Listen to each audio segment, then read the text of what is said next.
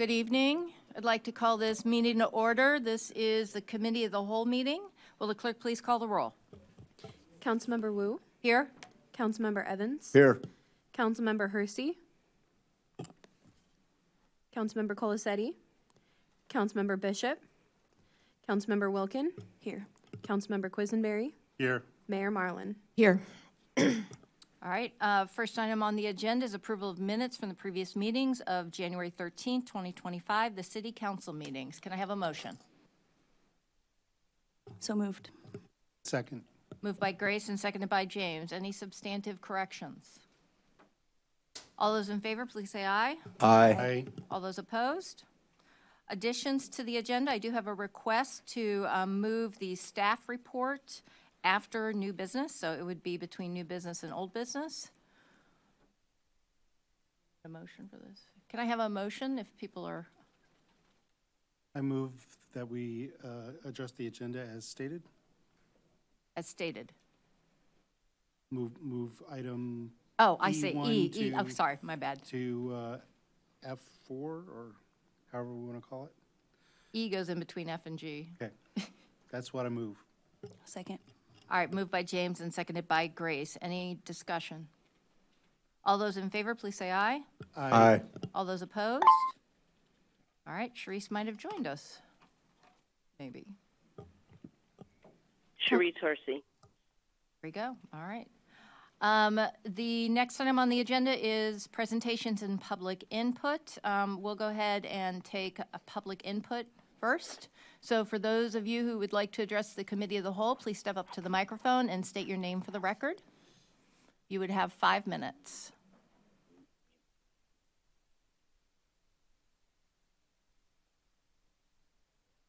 Yes.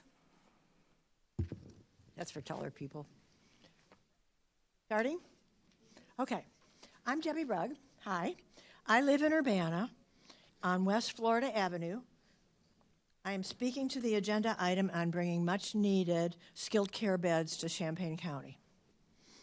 There is probably no one here who has not heard of this shortage. So many have experienced with spouses, parents, and friends.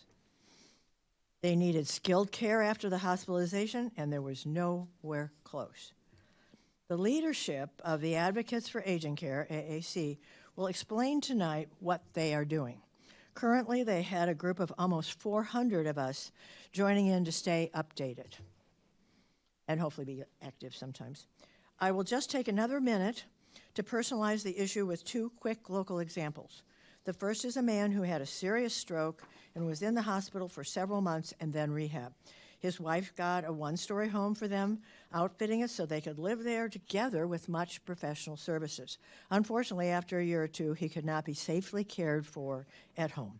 He is now in Gibson City at a quality skilled care center. She drives back and forth each day and has for years. Secondly, a neighbor whose health disintegrated suddenly. She was hospitalized and then she needed to be discharged. Nowhere to go for skilled care. She ended up an hour south of here with bad caregivers, including one who told her if she did not eat, she would force feed her. Fortunately, she ended up in a place in Champaign at the time she only needed assisted care. We have so much in our larger community drawing people here. It would be even better if there were also skilled care beds available. We need quality nursing care beds. I feel we're fortunate to have the AAC to spearhead this most challenging effort. Thank you.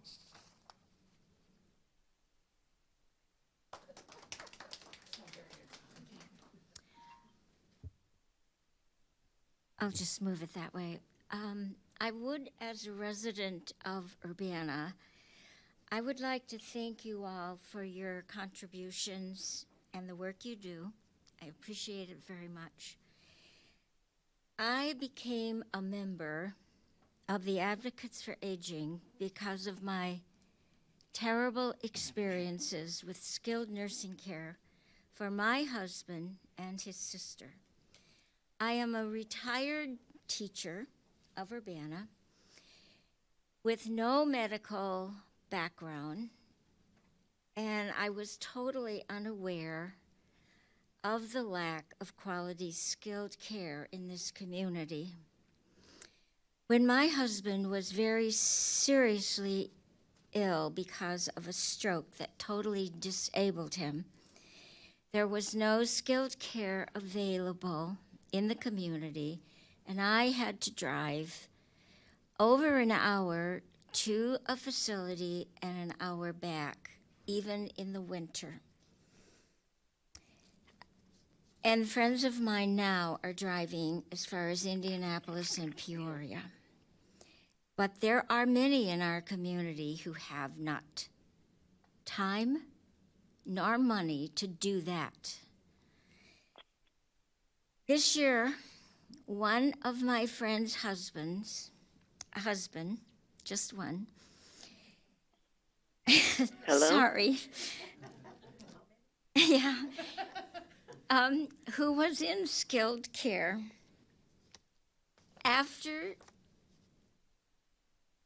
skilled care locally, after hours of intense pain, no help, he called 911 to get help in a facility. And the reason he did that is because his wife is such a sweet and gentle soul. She didn't know what to do or how to do anything to get him the help he needed and to do what has to be done. Our community is a wonderful place to live. Wonderful. If you do not need skilled nursing care. Thank you for your Excuse me, support. can you state your name for the record? Yes, Janice Sherbert. Thank you. Thank you. And I should thank all of the firemen, the police, and the ambulance who came to my house several times for my husband over the years. So thank you.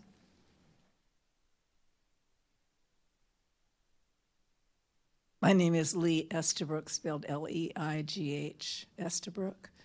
I'm a Champaign resident coming to speak on behalf of 2 Urbana residents for whom I have been healthcare power of attorney.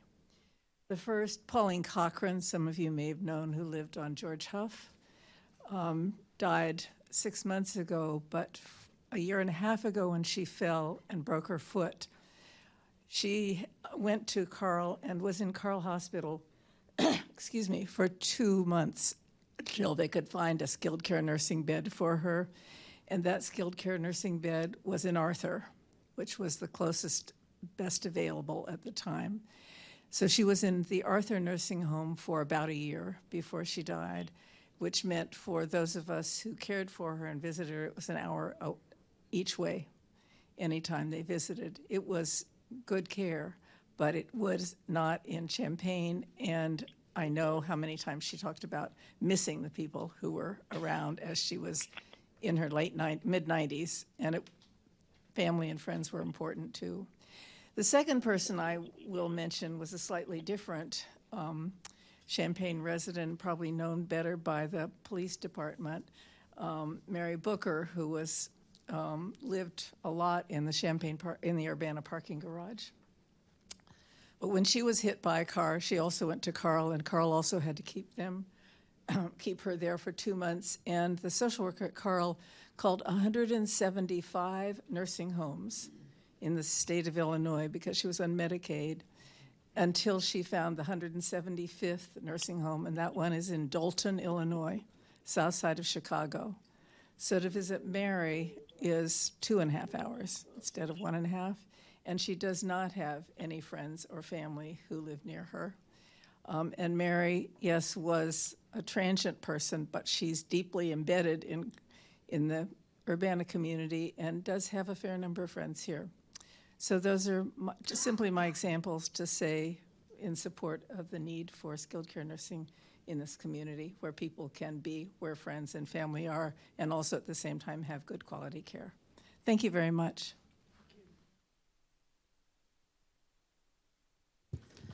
Good evening. My name is Joan Dixon. I live in Champaign. I serve on the steering committee of the Advocates for Aging Care. I'm also on the steering committee for Age-Friendly Champaign-Urbana, and the corporate board for East Central Illinois Area Agency on Aging. And ECI AAA is the one that has the ombudsman program. So they're the ones that go into the nursing homes in the area, make sure that the care is being well provided, respond to complaints from family members and from residents in the nursing homes. In Champaign County, of course, that's a difficult job. It'd be even a more difficult job if we had enough beds for people. We don't. We are at a critical shortage. You'll hear more about the numbers. You also have infographics that display what our concerns are. I was talking to someone the other day, and through this process, we have learned that everybody has a story about not being able to care for their loved ones locally. This woman told me that her brother was caring for someone, and they had been trying for months to find a place for him in Champaign County. They finally found one at the 2 nursing homes that we have. By the time he got the paperwork filled out, that bed was gone. And so he was having to go outside the county. I'm also very familiar with a woman who is a retired attorney who lives in Urbana, who had a devastating accident when she was in England. She stayed in a rehab facility and in a hospital in Scotland for a month, and then was to come back here. It took her a week to try to find some place in this area. She begged and borrowed and, well, she's an attorney, so she probably didn't steal. But she begged and borrowed to try to get her, they tried to get her into Meadowbrook, and they could not. She ended up in Bloomington. Her husband, of course, went with her to Bloomington, was there for a month because he wasn't able to go back and forth, and that's where she had to be cared for. So we're at a critical situation, and it's just, you know, Champaign-Urbana, Champaign County is a wonderful place. And we deserve to treat our residents and our friends and our neighbors and our family members better than this. So thank you.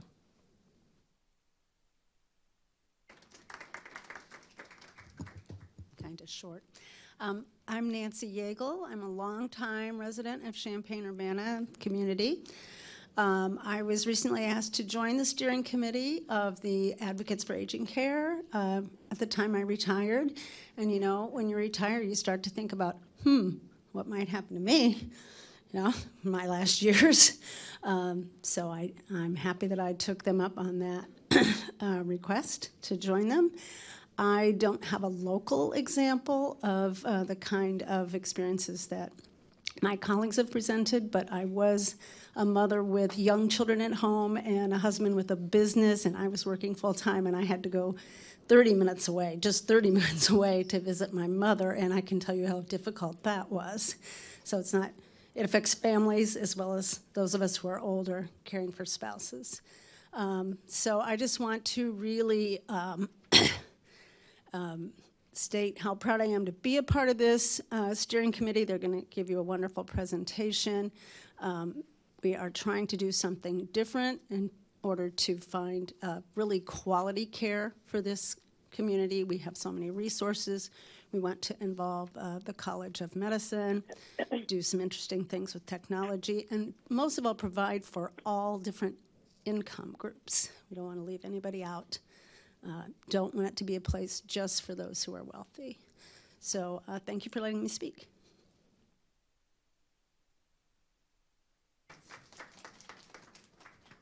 Hi, my name is Kathy Kirby. I live in Champaign currently, but I've lived in Urbana since I came to college here a few years ago.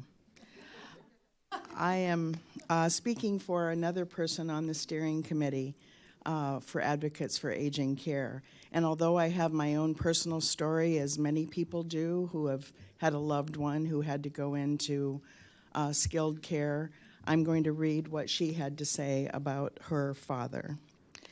She said, "My husband and I have lived in Champaign County for 17 years. We've found it a great place to raise a family and have made a wonderful life here. We'd like to stay here after retirement, but unfortunately, Champaign County currently has a nursing home bed shortage so severe it poses an immediate risk to everyone over 65 living here. This gives me pause. It's safe to grow old in a community that does not have critical resources for its elderly.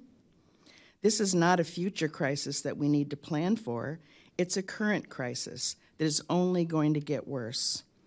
As each family in our community finds themselves in need of a nursing home bed, they are likely to become aware of this crisis as they find there are no beds available. I experienced this firsthand. I spent the better part of 6 years traveling to Chicago to care for my parents. They were living in a senior living community like Clark Lindsay. After my mom passed, my dad was alone and declining, and I decided to move him here, close to our family. Many people suggested I look at assisted living facilities as there are so many in town. I investigated assisted living, but they would not accept my dad because he needed a 2-person assist to get up, at least 1 time per day. I needed to find a nursing home bed for my dad. There are 3 nursing homes in Champaign-Urbana and 1 more in the county, in Gifford. At the time I was looking, in 2023, 2 of the 4 facilities had no beds available. 1 was a 45-minute drive from my home, and the last was unacceptable to me. I put my name on a waiting list for a nursing home bed 20 minutes from my home and was told it would be 2 to 3 months before a bed would become available. A month later, I was told to get all my paperwork in. It could be any day. I called the facility often. I stopped by in person, and each time I was told they did not know when a bed would be available, but I was next on the list. My dad was still on the wait list for more than 6 months when he died. No bed had become available. My story is not unique. Families in our community find themselves needing nursing home care every day. Their specific stories may be different, but the need for a nursing home bed and lack of an available bed is the same. The lack of nursing home beds is also causing a tremendous amount of stress for the older population in Urbana. They know from their friends' experiences there may be nowhere to go if they need nursing home care. They've seen their friends driving to Monticello, Farmer City, Arthur, and beyond, and they see what a hardship it is to care for a loved one so far away. Advocates for Aging Care, a volunteer group, formed to help solve this nursing home bed shortage. The city of Urbana and all the cities that make up Champaign County must be partners in solving this issue. While we all hope that we will never need nursing home care, the reality is that most people will need, at some point in their lives, some care. We must make sure our aging population has this critical resource available. Thank you very much.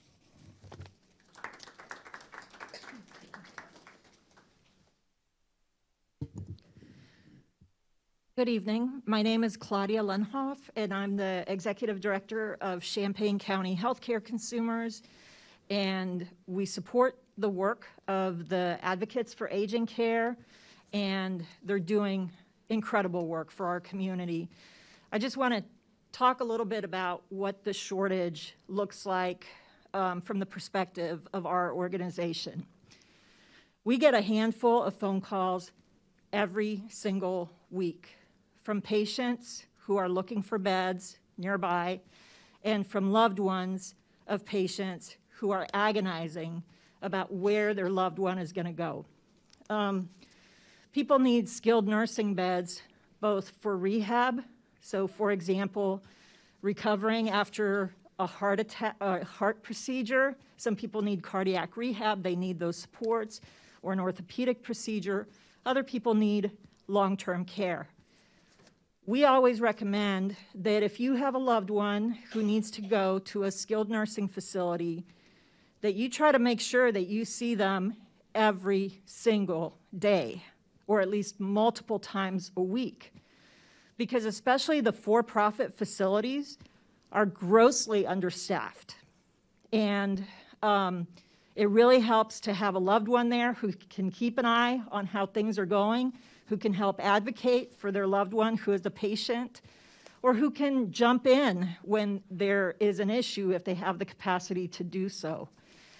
People can't do that if they have to drive very far away. It's very hard to stay on top of the care that their loved one is getting. I also want to talk to you a little bit about one of my coworkers. Her husband is a transit driver who takes people from the hospital to whatever facility they're going to. He is often taking people, you know, far away from the community.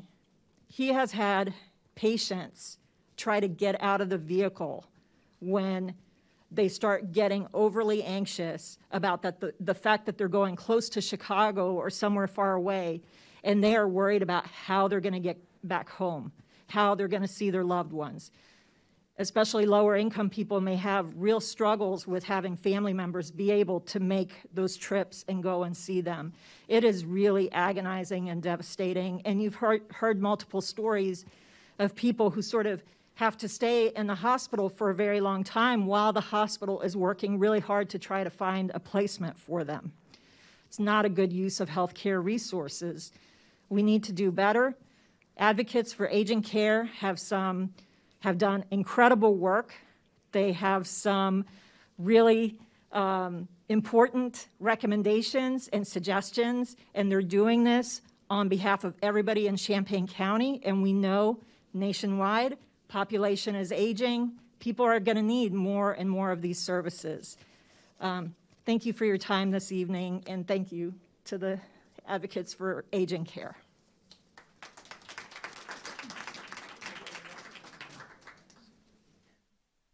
Hi there, Council. My name is Ben Jocelyn. I'm an Urbana City resident. First, I want to say I'm fully in support of more skilled nursing care here. I think that's a really wonderful thing, so I want that to be made clear first. Secondly, I want to talk a little bit about the fact that a couple weeks ago we had a tragedy happen where there was a hit and run and people tragically were hurt and killed. But in response, our police department put out a report in which people's nationality and citizenship status were revealed, and I think that's fundamentally unacceptable, especially in a time when that can only serve to sort of exacerbate xenophobia, which is on the rise, and increase fear in our community. I think that, you know, how the attitude of that report was one in which they were sort of celebrating a "we got 'em" type of narrative, which turned out to have the wrong nationality, the wrong name, and it was thoroughly embarrassing. I think it served to increase racism and make our space less safe. Sharice Hersey.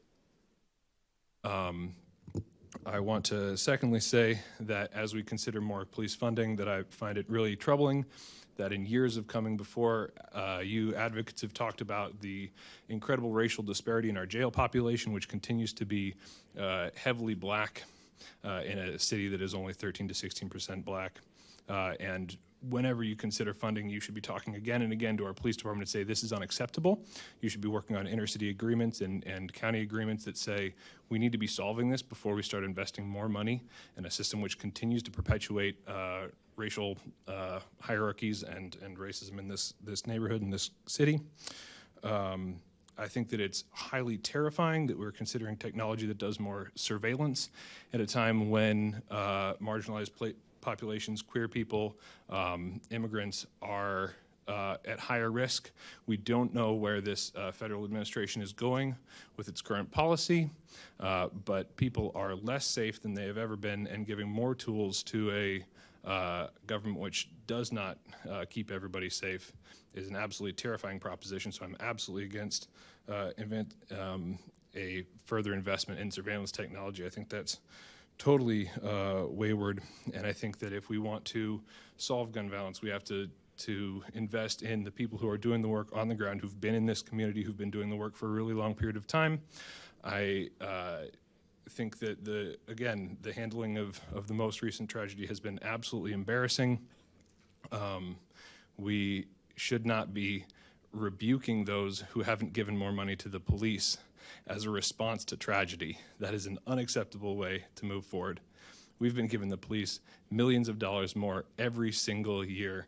In 2020, The police budget was $10.8 million.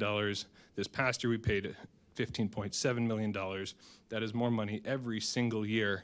And if that system was working, it would have worked by now.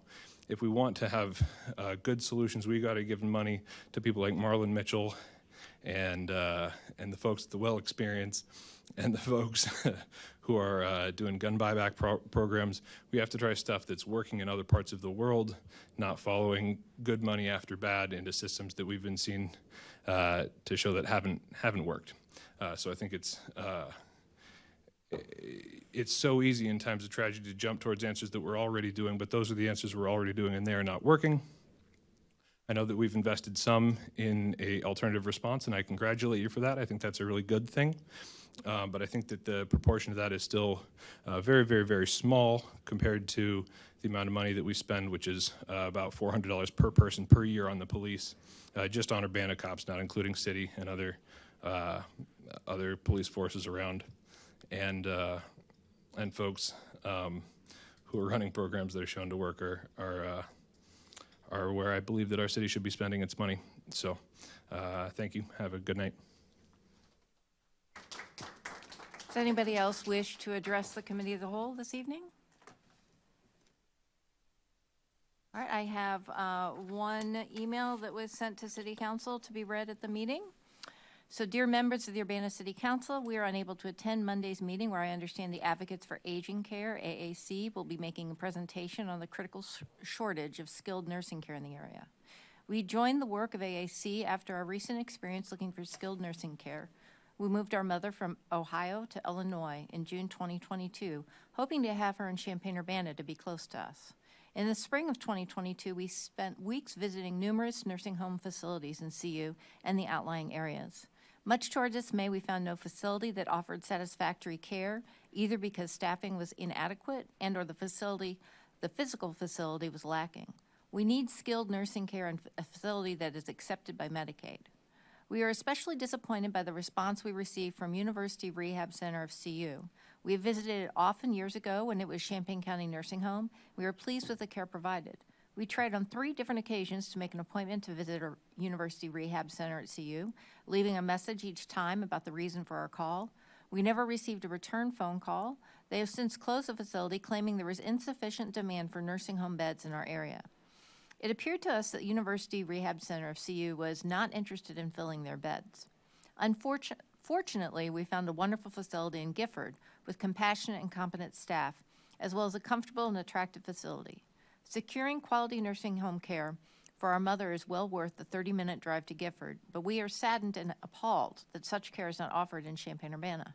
Please work with the AAC to help address the critical shortage of skilled nursing home care in our community. Thank you for your service, Peggy Patton and Todd Kinney. Grace? We did have another email that came in and asked to be read. Computer's fighting me. Good evening. My name is Matt Trino. I live in Ward 5. I'm writing to ask that you vote to approve ordinance number 2024-12-042, an ordinance establishing approval, policy, and reporting requirements for police surveillance technology and databases. In this time of increased lawlessness at the federal level, we now more than ever need more oversight, not less, at the local level. This is a very reasonable ordinance asking for transparency and accountability around what technologies are available to the police. With the accelerated advancement of surveillance technologies, it makes sense for the council and the public to have input into what is being used in our community. Please vote to approve this ordinance. Sincerely, Matt. All right. With no further input, we will move on to the next portion of our agenda. The next portion is the Nursing Home Crisis of CU with Catherine Emanuel of Advocates for Aging Care, and Chris will do the introductions. Thank you. Advocates for Aging Care is a grassroots If you want to, you can pull. It's a magnet, and then you can come and sit, and the microphones have a little button in the front. Correct. Thank you. Advocates for Aging Care is a grassroots nonprofit group established in late spring of 2023 for the purpose of positively impacting care for older adults in Urbana-Champaign. Their first priority is to address the serious shortage of skilled care beds, nursing home beds, in our local area by incentivizing a nonprofit owner or developer to build an innovative facility to meet the demand. The Advocates for Aging Care Steering Committee has also assembled a community collaborative of key stakeholders to help them move this initiative forward, knowing it is going to take community effort and engagement to bring this initiative to reality. They are here tonight to share what they have accomplished and their next steps. Ms. Manuel, you have the floor. Good evening. My name is Sarah Laufenberg, and I am a member of the Steering Committee for Advocates for Aging Care. And on behalf of Lori Reynolds and Kathy Emanuel, I want to thank the Urbana City Council for the opportunity to come today to provide a brief history of where we are right now, what we've accomplished to date, and what our planned next steps are.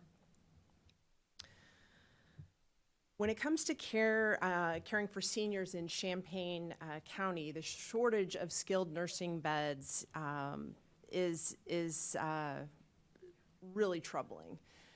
There are 2 counties in the entire state of Illinois that are short beds. Livingston County is short 9 beds, and Champaign County is short 337. The reason for this shortage is due in small part to actually really positive census numbers for Champaign County, where our numbers of folks retirement age and older have actually gone up slightly in the last 25 years. But much more significantly, it's due to the fact that we have had 3 nursing homes close in the last 3 years. When you look at national standards for the number of beds you should have per 1,000 residents age 85 and older, you can see on the slide that we are at approximately 60% of where we need to be right now. And as you heard from our community members this evening, this puts families in difficult situations, not only the patients that are being discharged to areas out of town, out of county, and sometimes even out of state, but also their families who are wanting to be very involved in overseeing their care and being with their family member. But first, a quick introduction. We are, you've met many of us this evening, and I thank everybody for coming this evening. We are members of Champaign-Urbana community who are concerned about the situation. You know, I think it started somewhat anecdotally as these individuals were having trouble finding care for their spouses, for neighbors and loved ones. We are, you know, current and former members, employees at the university in healthcare, and you know, the commonality again is this concern. My personal concern is, as a member of that sandwich generation, I would hope to have my mom be able to come and move here knowing that there would be a continuum of care as she needed it, but I would really hesitate to do that for the reasons that we've talked about. One of the things I like most about Advocates for Aging Care is the collaborative approach that it is taking to the situation. We're in communication with the local health systems, community agencies, Parkland College and the University of Illinois. I think we're most excited about the possibility of having some innovative approaches that you can have when you bring a university and college into it, when you're addressing not only innovation, but then also you know, innovative approaches to staffing as well. Over the past 22 months, we have completed a community survey with the support of Champaign-Urbana Public Health District and the Champaign County Board. We've also secured a national consultant who came in and assessed our local market. There have been countless meetings with government leaders as well as leaders at the University of Illinois. And through public outreach, we have held presentations at organizations in the community and amassed over 300 community members who are supporting our efforts. Hi, I'm just going to bring you up to date on some of the things that we've done. Anybody there? Therese, yes, we are on a presentation right now. Should I keep going? Oh, okay, okay. So we have done two concrete, explicit projects that have been funded by the county, and we'd like to just share some of the results with you. The first, based on all of these anecdotes and our own personal experiences, we thought it would be a good idea to survey the community to see if we're living in a bubble or if this is a bigger problem than we thought. And the county very generously funded public health district to conduct a needs assessment, which really was comprised of two different parts. One was a demographic analysis of our community. You can see some of the results here in the first, on this slide. Most striking to me is that not only are we growing at a good clip, much faster than the state of Illinois is growing, but our residents over the age of 60 are also growing at a very good clip, 67% increase in the last 20 years. That tells you that this problem is not going away, it's going to get worse, and we need to solve it. The next part of the assessment was a community survey. There were 800 respondents, much to our friends at Public Health who were telling us, oh, maybe you'll get 300 if you're lucky, and we got 800 responses, again confirming that this is a big community problem.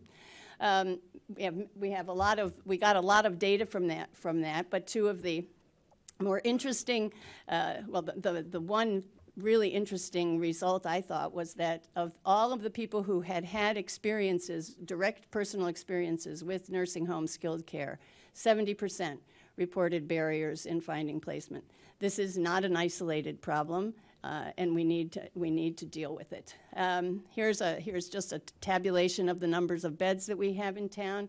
I want to say also that there's been some suggestion that maybe now that the old Champaign County Nursing Home has been purchased, that maybe it will be repurposed and reopened. Even if that should happen, which for many reasons seems extremely unlikely, not the least of which is that the State Department of Health has said that they wouldn't license the facility unless it got itself back up to current code. Even if that were to open, we would still be hundreds of beds short. So I just want to stress for you that this needs assessment really gave us the energy that we needed to say, okay, we've got to get together, we've got to come together, work together, collaborate together. We're not here to ask you for anything tonight specifically, but we will, I think, at some point, and I don't know what it will be, but this is a community-wide problem. All elements of every entity of government has to be involved with this, the universities, healthcare, the public. We're in a shameful situation now that we need to solve, and we can only do it together. The next little bit of what we have accomplished is the Greystone Market Study, and Kathy Emanuel is going to talk about that.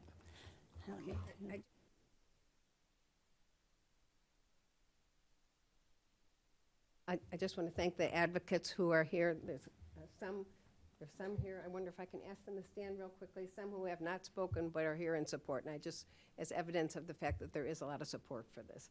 So the next thing we did. Nobody is. Okay. All right. Thanks. No, that's all right. Oh, you can move me. Okay. All right. Okay. We had the consultant come in, Greystone, to do the market study because we wanted to see what was sort of financially affordable as well as a market need. And they confirmed the intense need that we have for nursing home beds. We are the most underserved county in the state of Illinois. And they say that with the projections, and this is based on the population, just to get to the national average, we need another 274 beds. And this, she's already talked about this a little bit, but if you look down at that bottom line, it says the number of beds per 1,000 seniors age 85 plus. In our PMA primary market area, there's 125. In Illinois, there are 323. We've got a third of what the rest of the state has, and we've got half of what the country has. Country has 231 beds per 1,000. We're at 125, just confirmation of the need. But as they looked at the market, they said, and if you haven't been studying nursing homes, you don't know that nursing homes are closing all over the country.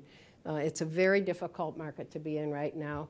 And these consultants recommended that the best way to get a nursing home here was to do it as part of a continuum of care, where you had independent living, assisted living, memory care, and skilled care. And in fact, in the state of Illinois, because every place else has got an excess of beds, the Illinois Department of Public Health has put up a moratorium, can't create more nursing home beds. Now, we think we have an opportunity to get over that hump, but that's how unique our community is.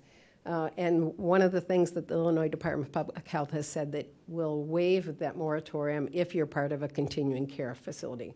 So we're looking at that option. Greystone, the market consultant, said better chance of success with what they call a life plan community. That's the same kind of thing as Clark Can Lindsay. we pause for a second? Yep. Can I have a motion to extend? Motion to extend. For how long? Second. Oh, 5 minutes, 2 minutes? Okay, 2 minutes, for 2 minutes. All those in favor, please say aye. Aye. Aye. All those opposed? All right, you've got 2 more minutes. Thank you. Thank you. They said we have a better chance if we're part of a life plan community. A life plan community is what Clark Lindsay is.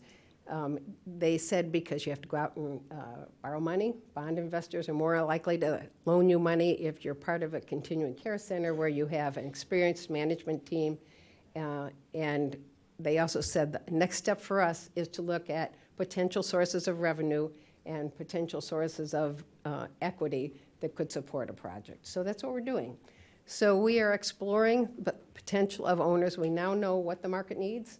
We knew what it needed, but now it's specific. We are going to owners and operators and saying, how about coming to our market, expanding into our market? What we're getting as an answer, one of the people we went to was there's a new owner of the Windsor of Savoy, which was formerly owned by Carl. It's owned by a company now called Greencroft. They run really nice programs in Indiana, I think one in Ohio and one in Michigan. And every place they have a continuum of care, including skilled care. We said, how about doing skilled care here with your new expansion to the Windsor of Savoy? And they said, Illinois is such an inhospitable state in terms of skilled care because the Medicaid reimbursement is one of the lowest in the country and the regulatory environment is very difficult. They said, we're not saying no, but it would be difficult to do this in Illinois. We'd really need some incentives to make it, to be able to get over the hump so that we could be financially viable. We're also talking to other owners and operators. There's a place called Pacific Retirement Services. There's a new dean at the university who's got experience with Arizona State University, where they put together a continuum of care. They found it to be very beneficial in terms of raising money for the university, and he's interested in looking at something like that here. Actually, University of Wisconsin has that. So those are just examples of who we're talking to. We're also looking at a greenhouse project, which are what they call neighborhoods, which are small groups, all private rooms, private baths. There's my 2 minutes, isn't it? Okay. And we're building the coalition with the University of Illinois. I'll just say the only thing, we are not trying to recreate what was done with the Champaign County Nursing Home or what exists. We need a not-for-profit organization that is doing something innovative. We've got 4 colleges at the university who are interested in looking at architecturally, programmatically, technologically, what we could do that could really be different and be an attraction so that we would be a magnet for people instead of people having to leave the community. All right, thank you. We have time for 1 or 2 questions. Anybody have any questions? Grace? Thanks so much for the presentation. Unfortunately not surprised to hear the need in people's stories and have experienced this already with multiple family members and just had a family member have to go to Decatur for assisted care this past year. So I'm looking forward to a request for assistance in the future and appreciate the work you all are doing. My question in here is if you could please send us the slides you have to council. I think we have a city council email and the clerk has them. I would also be curious in more information about the state moratorium on assisted care beds in Illinois. That's something that's news to me. I don't know if you have any other digestible information that you could send us. That'd be great. Okay, and can I respond to that as well? The other interesting thing that's happened is we actually got a call from the Office of the Senate President and said, we know we've got a problem with aging care in the state of Illinois, and actually Senator Faraci had raised it as an issue, and they said, what do you need? So he has really stepped up to help us, and one of the things he thinks he can help with is this moratorium. And the reason there's a moratorium is because there's an excess every place else in the state, just Champaign County and one other county. So we think we have some hope there. But he said, and it's one of the reasons we were so grateful to be able to come here tonight, he said, I think I can help, but we need to get the rest of the governmental organizations in the area to come together. We've got to do this together. So I think there's an opportunity for doing that, but he's saying, you know, our efforts, and we're looking at funding with him too. He's saying our efforts have to be matched by others. And if I can just expand on that, one of the other areas we're talking to is the hospitals.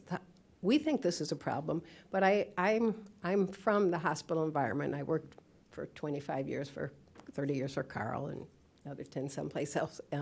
And when I talked to my boss, who Dr. Leonard, and went back to him and said, is this a problem for you? And he said, it's a terrible problem.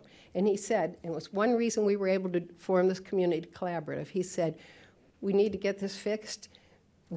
You go out and lead it. We'll give you staff, we'll give you resources, we'll help in any way we can. We might look at providing financial assistance, but this is a huge problem. I got the exact same message from the CEO at OSF.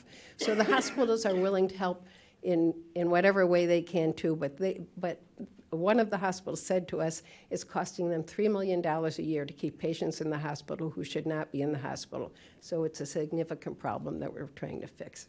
And yes, I will send the slides. Thank you. All right, well, thank you very much. We really appreciate your Thank you. presentation.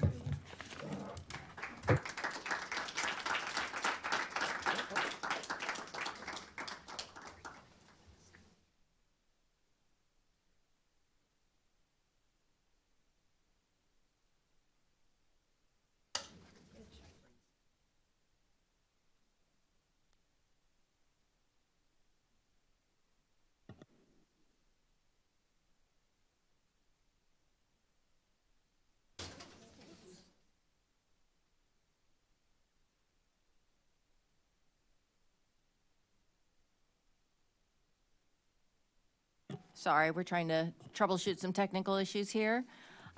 Starting with new business, we have resolution number 2025-02016R, resolution approving a redevelopment agreement with MCDJ LLC, which is CU Adventures in Time and Space Expansion at 302 North Broadway Avenue.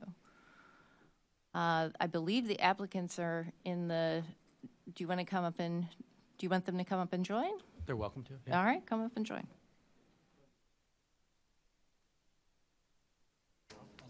Go ahead and sit down.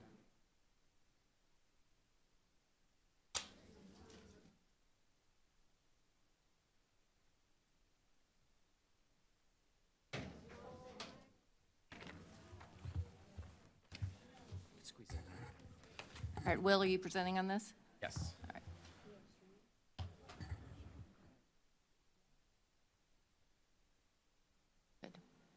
All right. Good evening, Mayor and Council. I'll be presenting the resolution to approve a redevelopment agreement with MCDJ. Can you slide the microphone a little closer? Approve the redevelopment agreement with MCDJ LLC for Parcadia by CU Adventures in Time and Space.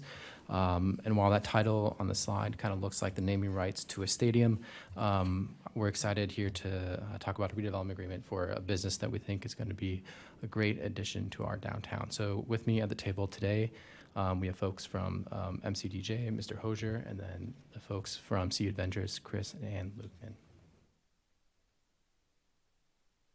So it's been a while since we've talked or brought a redevelopment agreement to City Council, so I thought I'd take a moment to kind of talk about some principles that we take when we approach redevelopment agreements and start drafting them. So some of these have legal standards, some of them are just best practices, or a little bit of both.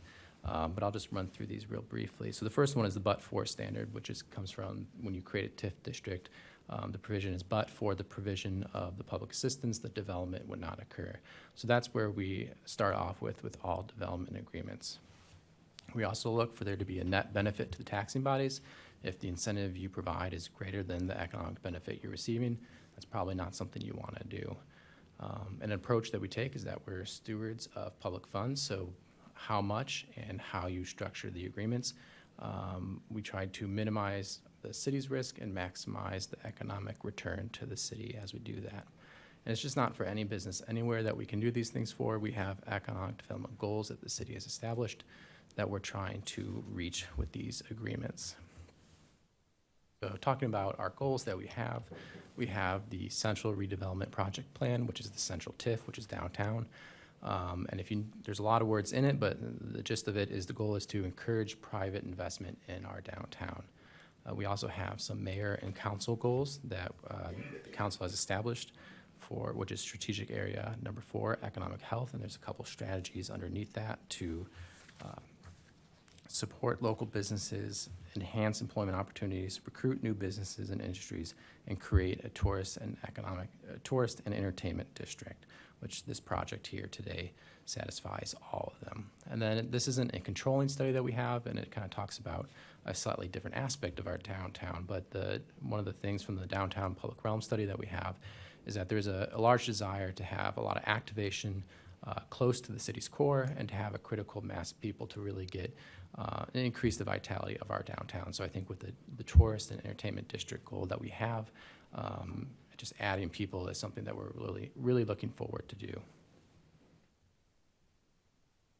So just to orient folks a bit, the map on the left is downtown Urbana. The purple shading is our central TIF district, and then the purple outline in the purple shading, which probably wasn't the best choice of colors, is the CU Adventures, which you can see on the picture to the right there. So there's the agreement attached in the memo. So I won't go over everything that's in it. I'll just kind of highlight the top level aspects of the agreement and what the two parties have to do. So by the developer, there's the expansion of CU Adventures of Time and Space, which is about approximately $1.8 or $1.9 million investment in the property. That's 16,000 square feet. And the result is an immersive mini golf experience with special event space. Now, that's probably the most boring way you could describe what the end goal is going to be. So I'll just read real briefly something from the attached packet from the project description, which is they believe, and this is from CU Adventures, is that they believe we will be the first attraction in the country to use technology to tell exciting stories over the entire course, making the experience more interactive, memorable, and replayable. From the moment guests enter the building, they are immersed in a magical kingdom, complete with a mysterious forest, picturesque medieval village, an animatronic dragon wrapped around a castle spire. In addition to the mini golf courses, the entire facility will be filled with immersive and interactive art, games, and other secrets for guests to discover. With a medieval-style tavern with a full-service bar and rentable private rooms, this attraction is perfect for local special events and will also become a destination for sci-fi and fantasy fans, immersive theater enthusiasts, and self-proclaimed nerds from across the country. Our goal is to become not only the crown jewel of downtown Urbana and East Central Illinois, but of the entire Midwest. If you had the opportunity to go to the CU Adventures in Time and Space and the escape rooms, you'll understand the feel of how they bring together the technology and the art and the immersive experience into just a fabulous entertainment experience. So on the other side, to get this wonderful business opportunity, the city is providing a TIF incentive, which totals $210,000 over 5 years, or over 5 payments, which are $42,000 each. The first one will come after the issuance of the certificate of occupancy, and the 4 remaining incentives are annually based off the performance of the building. So when we talk about the city goals that we mentioned earlier of leveraging investment downtown, the city's contribution to this project is equal to about 11% of the total project costs, so that every public dollar that the city is providing leverages $8.93 of private investment. With the performance-based nature of the agreement, the city has minimizes our risk so that we only pay when the business succeeds and provides the value that we expect it to. After about a period of 5 years, the city will start to, the revenue from the business will after 5 years, the revenue from the business, the tax revenue from the business from the direct taxes will cover the incentives, and so we'll see a positive economic effect after that. And then, in addition to the direct effect that we expect to see, there's the tourist draw and all the indirect effects that we hope to see from all the visitors coming to our downtown area. So this is just a quick chart of all the numbers of the business projections, the performance standards, and then you can see the municipal tax impacts, and which, the only number that I'll draw your attention to is the bottom right, whereas after year 5, the city's incentives have been recovered from the revenue generated by this project. And then from future years, it's just all positive economic impact. And again, that's just the direct taxes that we expect to receive. When we do our kind of economic analysis on these deals, we don't, it's a complicated nature trying to calculate all the indirect and induced effects that all the tourists have. So we don't include those economic benefits in our projections. These are just the taxes that the project and the business will generate. Really just circling back to the end outcome is with this agreement, the city will get a unique business and downtown destination that will draw a lot of people and satisfy the city's goal or increase our efforts to make downtown a tourist and entertainment district. It's a great project by itself, but we're really excited for all the positive economic spin-offs that will come from it. So this project, having met kind of the principles that we look for in our redevelopment agreements, we're recommending that the City Council approve the resolution approving the redevelopment agreement. And then I have a few slides here. If you guys would just want to walk through that real quickly. Yeah.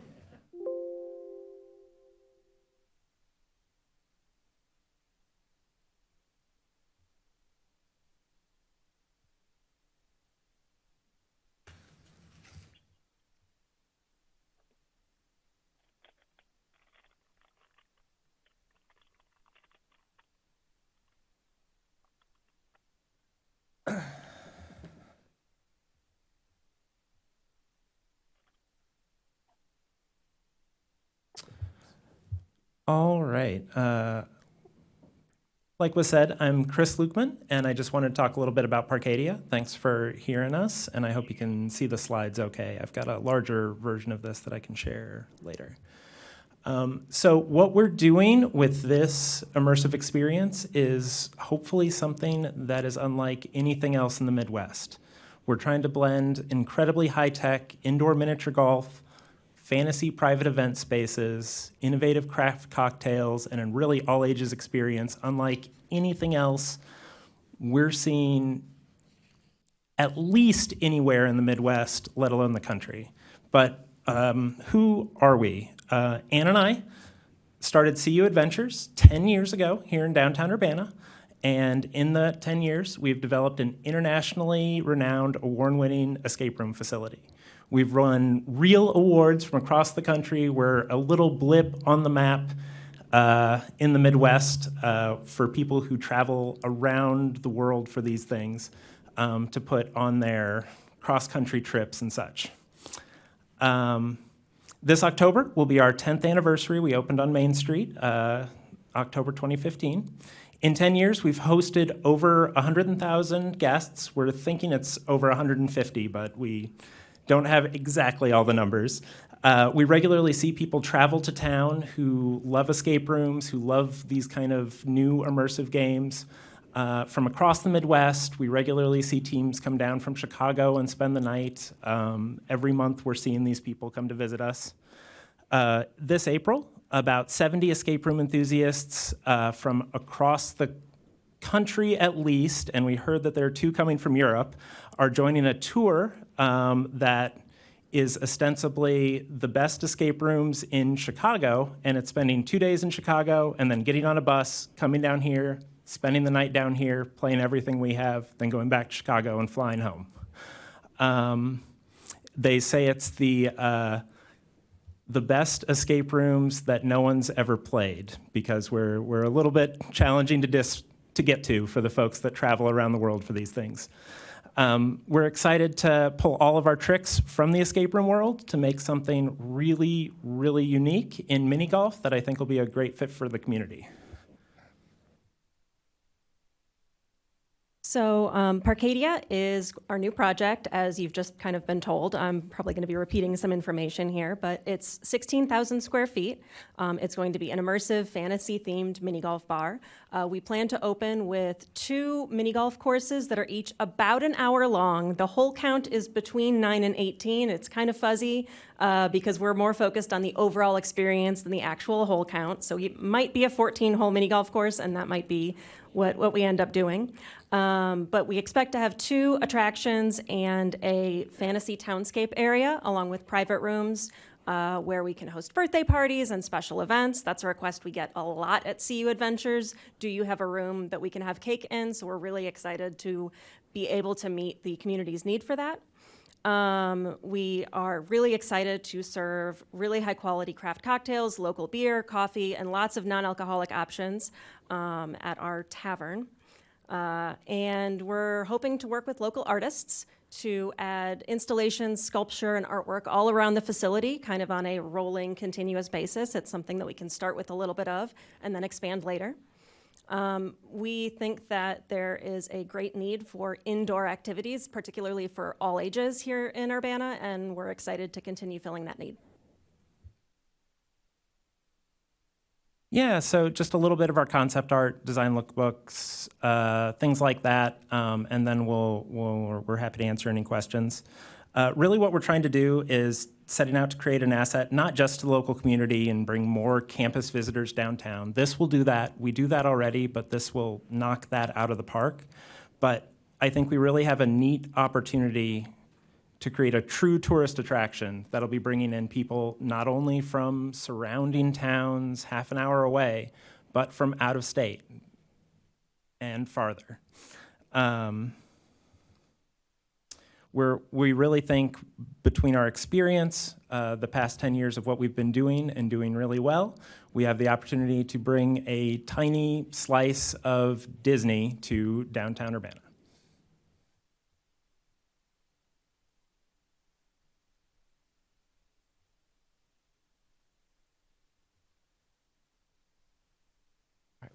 With that, are there any questions? All right, technical questions first. James? Well, I just wanted to say thank you for investing in Urbana. I know when you opened because my son started wanting to go to birthday parties there. So how many rooms are you going to have for parties? Because that wasn't an option when you were on Main Street. So we are going to have 4 private rooms and then a 5th one that currently is set to be a very large private room, but that might be converted into a 3rd attraction in the future. But we certainly have 4 kind of small private rooms ranging in the amount of people, 8 to maybe 15? Each private room is going to be themed as a different fantasy town building. So there'll be the Wizard's Potion Shop, there'll be a map facility, there'll be a castle throne room, which will be really neat for birthday parties and bachelor parties and stuff like that, and an adventure supply. And they're all going to have different themes, both on the facing, sort of like what you'll see at a theme park with the different buildings mashed together, and on the inside. But there'll be other smaller sub areas that'll be rentable too. And the bar area will be separate from this, right? You'll have, the bar is more of a public space? Yes, yeah. Will you be serving drinks to the private rooms? Operationally, we haven't totally decided. I think we're going to try to stick to a service counter more than having servers that roam around. But for the private rooms and as part of private event rental, that's definitely something we have talked about, being able to be flexible. We have room for carts to go back and forth and things like that. All right, thank you. Yeah. Chris, do you have your hand up there? I do. All right. Yeah, thanks for doing this. This is exactly what I think downtown needs. I have a suggestion, not a requirement, and I understand you're concentrating on the interior of the building and concentrating on getting the interior of the building active and going, and that's the primary, as it should be, your concern. But I will tell you, I go by your business every day, and you look like a gray industrial building, and I think you understand that. And maybe you don't own that part of the building, but it needs murals desperately. The Yellow Knight beckons me to come back there, but you need, I don't know, I just cry, it cries for color and entertainment on the other side, and to really enliven that. And I'm sure you've all thought of that, and maybe you don't have enough money for it right now, but just something to think about in the future. Oh, I was just going to say absolutely, we agree with that. We definitely have a plan for livening up the outside and doing some very fun things with signage.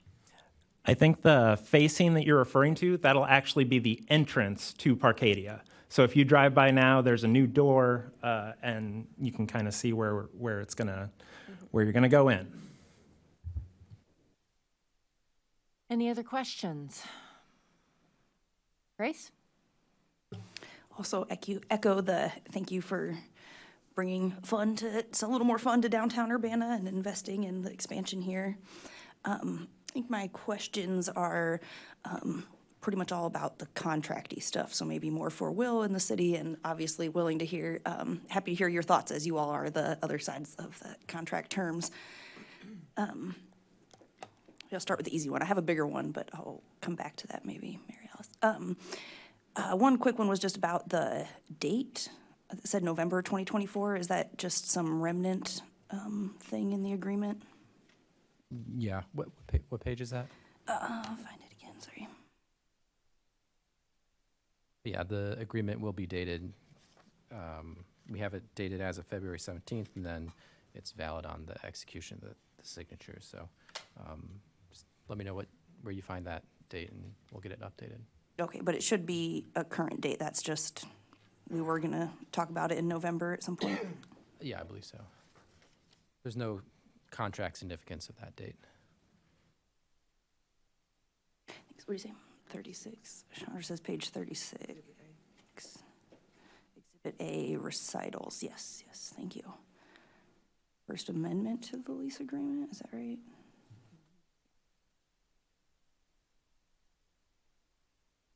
Grace, did you have another question? Yes, but it might be bigger. We could do a lap. Okay, does anybody else have questions before we let Grace continue? Charisse, do you have any questions? No. Okay.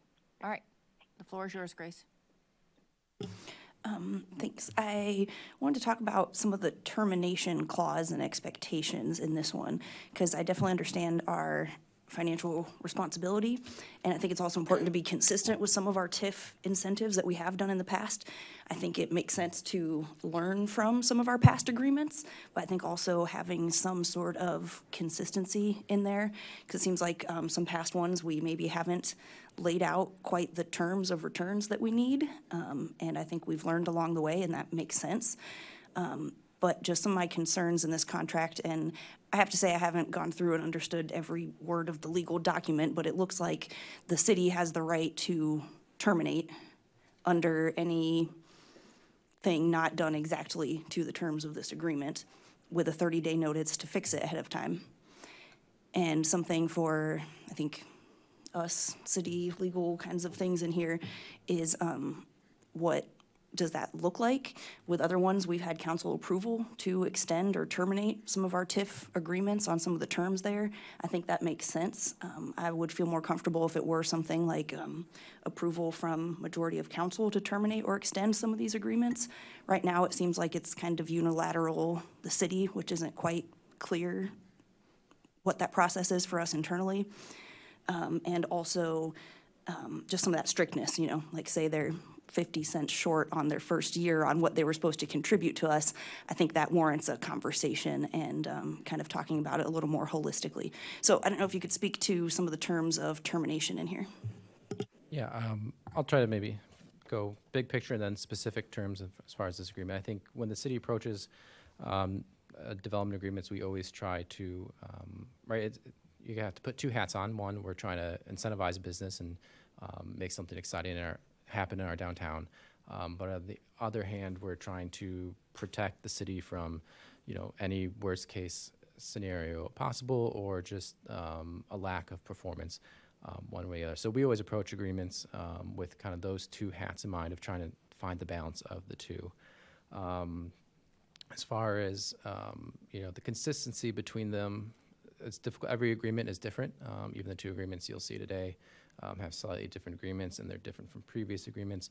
It's really kind of depends on the project, the type of incentives requested, the duration, the risk exposure compared to the timing of the payments and whether the rebates or occur before the performance period. So there's a lot of different factors that go into it. I don't think there's a single correct way. It really depends on the circumstance and the request as far as that goes. With this particular agreement, you have the first payment, which is conditioned on the completion of the project. And then if something were not to happen there, that we would enter into the default process, which if we want to talk about all the gory details of that, I'll punt that one to Matt. But that's the one where there's a lot of back and forth and periods to cure and notices.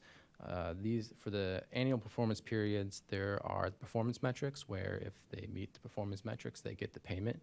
And then we have a sliding scale for each year for if they don't quite. So if they're that 50 cents short, there's a stair step in there as well. Under you're looking at 4.2B performance of the business kind of spells that out a little bit. So there is a bit of a scale, a step for how the performance goes. I think we, anticipating we don't want to, get in a scenario where it's a great business and then, they can't follow through with the performance standards that we have are not, I think we can go to the slide of the numbers. They're not the highest expectations that Seawood Ventures expects to see. They're a little bit below that to give them cushion so that if everything doesn't go great or if there's a bad year or a pandemic or whatnot, there is some leeway there. But at the end of the day, we do tie the incentives to the performance of the business because that's how the city receives our tax revenue back. So, that's all an agreement that's all spelled out on the front end. We try to make it as mechanical as possible on the back end so that, everybody knows the expectations going into the project. And to clarify, so that percentage in that 4.2B is the percent of what they'd originally agreed would be the tax revenue out of it, right? So in 4.2A, III, 3 I's, it's too many. Matt will have to tell me how to say it tomorrow. But using the food and beverage standard, so the food and beverage standard is 500,000. And the rounds of golf standard, performance standard is 31,000. So if they surpass those figures, they get the full reimbursement. And then what 4.2B gets at is for the first year, if they're below 100 but above 70% of that standard, they're still eligible for a partial payment. And that's bifurcated by both of those two performance metrics. The next year, that goes up to 80, then 90, and then the fourth year, they have to meet the full performance standard. And for termination, is that the correct interpretation that it doesn't really say a process on that? The default provisions are the termination section of the agreement. As far as the performance of the payments go, if in the first performance period, which is they don't make those, they just don't get a payment, and then we would go to the next year. So the agreement doesn't terminate at any given year for this agreement, and they would have an opportunity to make the next year's performance incentive. And then then that's our obligation, is to provide those incentives. So long as Seawood Ventures and the developer have met all their obligations, we don't have a unilateral right to just terminate the agreement if they're doing what they said they were going to do. Yes. So I think I'm referring to when there is a breach of the contract. So I think back to that section 7, events of default. So certain things they don't perform in time, we don't give the incentives in time, then we send each other a letter and we have 30 days to fix it, right? And then 7.3, the remedies, is that, you know, after we do that, we try and fix the problem with 30 days back and forth written notice. Then it says the city shall have the right to terminate this agreement by giving written notice to the developer. And I guess I'm just looking in that fine kind of detail of what does that mean? Like the mayor just chooses, or is that a council discussion and approval process is I guess what I'm asking about on the city end. I'll let Matt correct me if I'm wrong, but the resolution approves the mayor to execute the contract, and then the mayor would then at that same time have the authority to call them in default and to formalize the termination of any contract.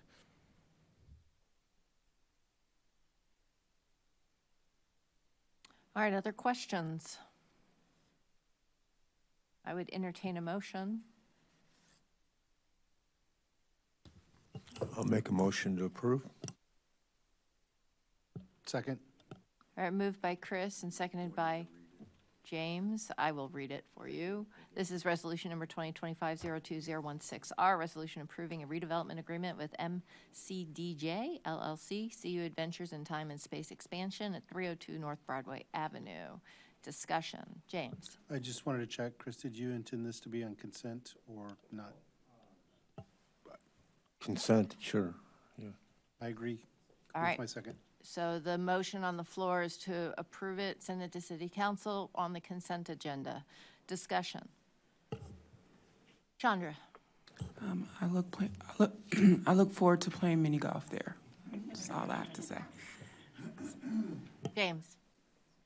Yeah, thank you for bringing this to us, and thank you for investing in Urbana. I know you guys have been here for 10 years, and Mike, I know you've invested in a number of projects that have brought both business and entertainment to downtown Urbana. I think it's a good time to be starting something new in downtown Urbana. We've got a lot of things going on. It's a destination now because of H Mart, and you can go to H Mart and play some mini golf too if you want to. I do think it is also consistent. We received a report more than a year ago on our public realm study, which talks about the activation that we need in downtown Urbana for reasons to bring people here. And I know there's news about the transition for the food venue across the street from you guys. I think that's a very exciting place to have a Smith Burger and then go over and play some mini. There's just so many things going on at the right time, but it takes individuals like you and investors to have the vision and the ability to make these things happen. And I'm glad to be a part of helping the city support this. All right, if there's no further discussion, Grace. Thanks, sorry. Just want to say I also appreciate the section 5.4 about businesses owned by minorities and females, and appreciate your willingness to participate in our city goals in that way.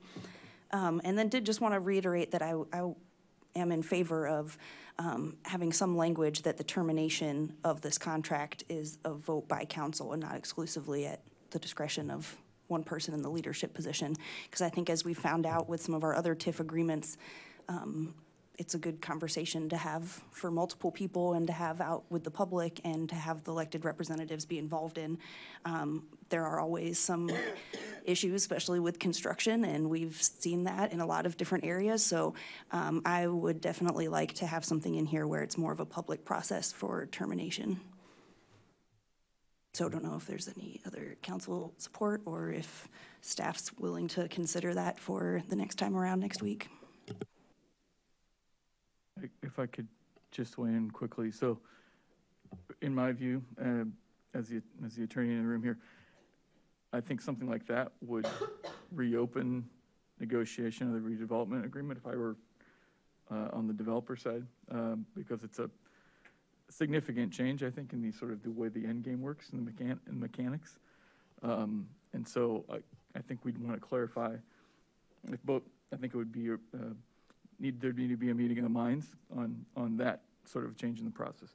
It would be atypical in terms of contract administration for a process like that to occur. But that's just the legal, kind of the legal concern. Therese, do you have any discussion you'd like to provide? No. Okay, all right. So this motion is to put this on the consent agenda at the next city council meeting. All those in favor, please say aye. Aye. All those opposed? All right, that motion carries. Thank you very much. Next item on the agenda is resolution number 2025-02017R, resolution approving a redevelopment agreement with Race Street Ventures, LLC, Fernie's High Horse, 118-120 South Race Street. All right, bear with me while I get back into the comfortable chair.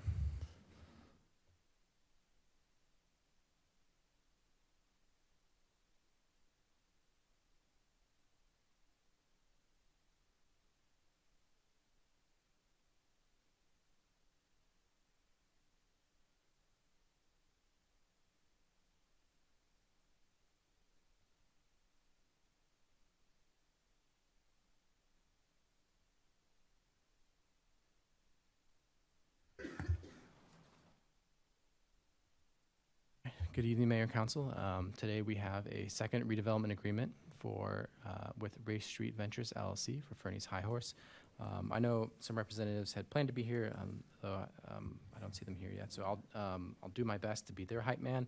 Although I know I have some limitations as far as that goes. Can you be just a little closer to the mic there, Will? You're so sweet spoken. Thank you. Or like maybe I said, change mics. some no. All right, so I'll go over this one a little bit quicker. A lot of the slides are the same. Just kind of starting off again with our redevelopment agreement principles that we look to strive to satisfy as we go throughout the redevelopment agreement process.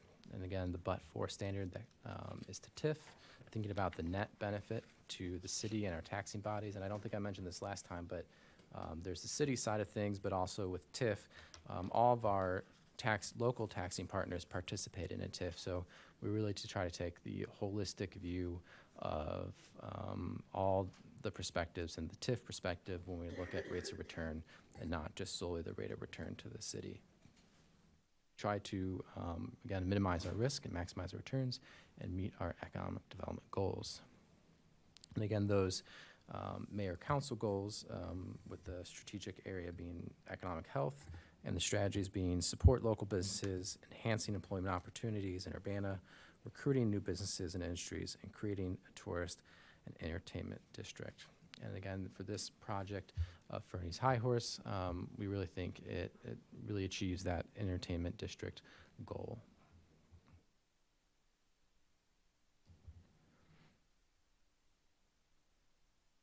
So just to orient everyone again, this time on the right is the map, and just that's our GIS, but the purple on purple, you can see on Main and Race, a little bit south of that is one of the purple rectangles of the subject property. The picture is a little bit clear here on the corner of the two streets there. So talking about the big picture obligations of the redevelopment agreement by the developer is the rehabilitation of 1818 and 1820 Race Street into Fernie's High Horse, which is a 250-person live entertainment space, and then it has a coffee house, cafe, and full-service bar. Not quite as long as the previous description, but I'll read kind of what the developer wrote, or what's in the project description for the agreement. That the developer is planning a full rehabilitation of both buildings at 118 South Race Street and 120 South Race Street, transforming the spaces into Fernie's High Horse. Fernie's will feature an overall capacity of 250, divided into a live performance space, which can be reconfigured into a single-screen cinema with seating of up to 100 patrons, a coffee house and a cafe with a curated bagel menu, a full-service bar, and a patio complete with stationary food trailer and space for additional food trucks. The space will be equipped to host patrons for standard operating hours 7 days a week while simultaneously engaging in music and theater events, festivals, and more. On the second floor will be 4 two-bedroom apartments, one that'll serve as the green room for entertainers. And again, I failed to mention earlier, but the operators for this project have been involved in Pygmalion. So they bring a long track record of bringing in desirable acts into our community. So they have a lot of experience doing this, the entertainment side of things. So on the flip side, for this, the city is providing a $258 TIF incentive. This one's structured a little bit differently, with an upfront payment of after completion of $100,000, and then initial payment of $100,000, and then four $39,500 payments beginning the fourth year, and then continuing for 3 years after that, contingent on the annual performance of the business. So again, thinking about the TIF's goal of leveraging private investment, the investment is about equal to 12% of the total project cost. So that $1 invested by the city in this project leverages $8.27 of total investment. The project, after 7 years, starts to provide a lot of value to the city from a direct tax effect, although in middle years it's kind of a net zero for a few years. And after that, we expect to see a very large direct effect, in addition to the large tourist effect that we hope to see. According to some data that the developers provided, for every $1 spent on a theater or event, it translates to $12 of additional spending, which, based off this project, they estimated to be $5.1 million a year in those indirect economic effects broadly. And again, so the incentive structure in this one's a little bit different to fulfill an upfront financing gap that the developers had, and then we have some performance metrics to that the developers or the business is required to satisfy in future years. You see the numbers of how this all works out. Is the first year you have the larger upfront payment, and then in years 4, 5, 6, and 7 we have the recurring incentive payments based off the performance of the business, and you'll see the performance standards in the middle for the annual events and the food and beverage sales. So the bottom right corner here is where we kind of, after that number, we start seeing the large direct effects to the municipality. But you notice from years 3 to 7, it's more or less net zero. So the project kind of pencils out after 2 years, and then we really start to see the positive economic impacts from this starting after year 7. So the outcome, again, a really unique business in our downtown, and that will be an entertainment and destination for our community, for business providers who've had a long track record, and we hope will be very successful. And the project will have large positive, both direct impacts to the city, but also the indirect impacts that come from the tourism nature of the project. So having, kind of satisfying all the things that we look for in a redevelopment agreement, the recommendation is to approve the resolution for the redevelopment agreement with Race Street Ventures. Sorry, questions for Will. James. Yeah, thank you, Will. I have a couple of questions. We've heard a lot about food trucks tonight. Where are the food trucks? I know they're talking about a stationary thing, probably on the side of the south side of the building there.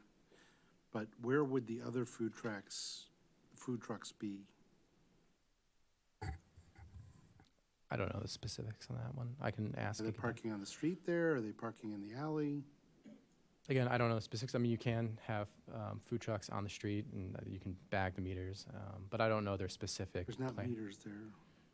Right, there's but in general, you can, if you nearby, and there are meters, but I don't know the specifics of where they plan to locate them. Okay. Were the developers just not able to come tonight to answer questions? Yeah, I don't know the specifics. Because the other question I have is, I think this would be great. I really miss the Iron Post as a venue, but where are these events coming from that they are projecting for this business? Are they new events that haven't been happening, or are they pulling from other venues in Urbana or parts of the area? I just don't understand how many events we can expect to ramp up in the time frame that they're talking about? And maybe they've done the research, I don't know, but I'm guessing you can't answer that question for me. Is that fair to say?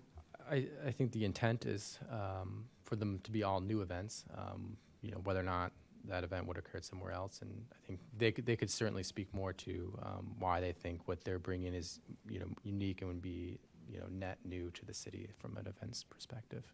Yeah, because I know, I mean, we were at a place where Iron Post had an event almost every night, not quite every night, and Rose Bowl and several other locations downtown could support that, but we haven't seen that since COVID, essentially. So what's going to drive this? Pygmalion is a great event. It needs a lot of places for essentially a long weekend, maybe 7 days at most. So I just would like to understand more about where the events that are going to drive that business model that justifies this are coming from, and I'd love to hear what's behind that and feel confident that it's going to happen. Other questions? Chris? Not so much a question, but by advice from the city clerk, I'm going to have to recuse myself from this vote because I have an appearance of a conflict of interest. I have an extensive, over the last couple decades, with this particular property, extensive interaction with this property, as well as I'm friends with one of the developers and his family. So for those reasons, I'll be recusing myself from the vote. Grace. Thanks again, Will. Question, I don't know if this helps any of James's question, but follow up. Entertainment events, what I was reading also includes film screenings. Do you know if that's correct? Just think about it, it's not necessarily a live band for every event, but that film screenings were also considered in these events. Is that right? Yeah, I believe so. There are multiple different activities that do satisfy their event requirement for the agreement. I could read if I find it, I'll read the exact letter of the agreement to you.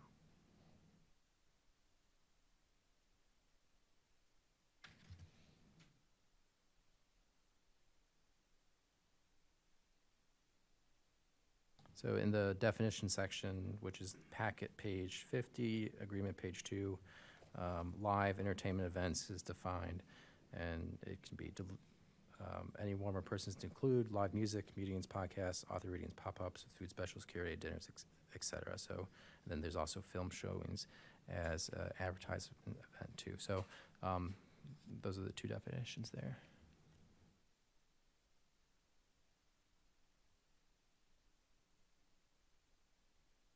Therese, do you have any questions? No, I don't have any questions at this point. All right, I'd entertain a motion.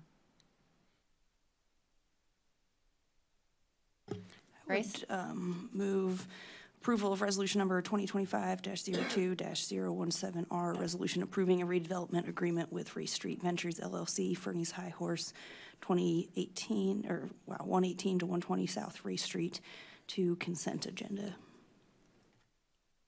Second. Moved by Grace, seconded by Chandra. Any discussion? James? Yeah, I will vote for this, but I want to give everyone a heads up. I will request that it be pulled off the consent agenda at the city council meeting, and I hope the developers can come and talk to us about their plans and provide more details. Any other? Grace? Yes, thank you. Thanks again, Will, and our applicants here for bringing some of this exciting movement to Central TIF District. I think I have the same thoughts as the other one. Appreciate that we have a section in here about businesses owned and operated by minorities and females, and would like to explore the termination here. And since the last item, I don't know if there is a way that we could clarify that just within the city's procedural kinds of things, but just echoing that same kind of thought there, and totally agree that happy to have anyone take it off the consent agenda to discuss more next week. Matt, do you want to, Grace, were you asking for city staff to respond? If you have a response, I'd be happy to hear it, but if you don't have anything right now, totally understandable. Are you just asking about the process for termination and how we would handle it internally? I think we'd want to have a discussion about that, but generally speaking, contracts that the chief executive is authorized to execute on behalf of the city, the administration of that happens administratively, essentially. So Will spoke to this in the first discussion about how we try to, drill down and get as specific as possible in terms of the mechanics, the expectations, what happens if X happens. And the intent is to sort of bake all that in. So if there is a situation where there's a default, we know what happens next, and we know what our options are. It would be unusual to have it come before the public body at the termination stage. And I think my comment would be the same as with the previous one in terms of where we're at now, having negotiated this agreement to this phase where it's coming before the council for consideration. Changing that piece of it would essentially be a step back or a substantial change in the negotiation of the agreement that would likely need to be addressed with the developer and discussed at the negotiation table as to their willingness to have that be part of the end game, essentially. So, for this one, I just want to add, Matt, real quickly, the termination clause in this agreement is slightly different than the other one. So for the previous agreement, it was if you failed to meet a performance metric, there was a reduced rate, and if you failed it altogether on the lower standard, you didn't get it. This one is structured slightly differently so that if the business doesn't perform in the annual performance cycles, the agreement then terminates because, and you don't get an opportunity the next year. And the logic behind that one, and Matt talking about that the agreement's a whole bunch of agreements bundled together, is some of this money is moved on the front end, on the front end of the agreement earlier than typically the city would start off with offering, so that's what the developer is getting. What we're getting out of that is a higher performance standard later in the agreement. So there's a give and take to all of them as they go, and they're kind of bundled together. So, Carol? I think I would like to respond and maybe use the hotel redevelopment agreement as an example. So when we do a redevelopment agreement, it's really not just hands off from there. I mean, we are in communication with whoever is doing the project, and we know how they're tracking. So no one should be surprised if they're going to fall short, which is what was happening with the hotel. And so if you'll remember, the amendments that were brought before council to extend the deadline were all generated by staff because we were in that consultative relationship. So I think if staff felt that there were extenuating circumstances that warranted bringing an amendment to council because there's a looming termination, then we would bring that. And if staff didn't find merit in it, there's nothing stopping the developer from appealing to the council independently of that. But no one should be surprised when we get to a milestone date about what direction things are going in. So unless there was overwhelming direction from the council to negotiate these agreements differently, I don't think that you would see a different setup for a termination clause. Thanks for some of that input, and I guess follow-up question on that, because you had said that in that case the developer could go to council, but I'm just not really seeing that's how it reads here. Then what would council have council can't do anything about it. The mayor could just terminate, even if the developer said they wanted more time and they approached the council. The way it's written, there's nothing the council would do about it. The mayor can just terminate it. That's it. Well, I mean, that is true, but also council could direct that there would be an amendment brought forward for consideration by council to extend or whatever, to forego the termination, to make an amendment to the agreement. So, you know, that option is available, and building that in as if there's always going to be an appeal that can be made to council, I think undermines the seriousness of the standard that we build in. And I think what Will was trying to describe, and I know that the people we've been negotiating with can tell you that this is a kind of a rigorous process where we go back and forth about what's realistic in terms of a standard of performance. And so it needs to be, they need to take that standard seriously, because that's where the return comes to both the city and the TIF partners. So if they thought there was always going to be an opportunity to make an appeal for on some other basis, I think that would undermine the overall strength of the agreement.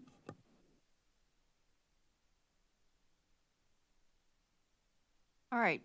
Grace, do you have one more thing? Sorry, yeah, just one more. Just on some of the context here, because I think that it makes sense, the conditions, and again, I think we've gone through this and we've learned. I'm just getting at some of the background here that, to my understanding, some of these previous agreements didn't have these set terms, and I think that we've learned, and it's good to have these terms. So some we didn't even have these terms and they still got the money. Some we had deadlines and we continually re-extend those deadlines, and now it just seems like we've swung the other way where we're very strict on these terms. And I guess that's my motivation here, is just having a little bit more consistency as far as leeway and how we're swinging that pendulum on our strictness of expectations. All right, there is a motion on the floor to move the city council on the consent agenda. All those in favor, please say aye. Aye. Aye. All those opposed? Abstain. Abstain. I'm sorry. Okay, all right, that motion moves forward. Thank you very much, Will. Are you on the third one as well? Okay, all right. The third one is ordinance number 2025-02005, an ordinance approving a special use permit for 809 West Green Street, plan case number 2496 SU24 for Dutch Bros Coffee. And Kevin, are you going to do a presentation for this? I believe the applicants are here as well. Yeah, I'll give this a shot. Okay, here we go.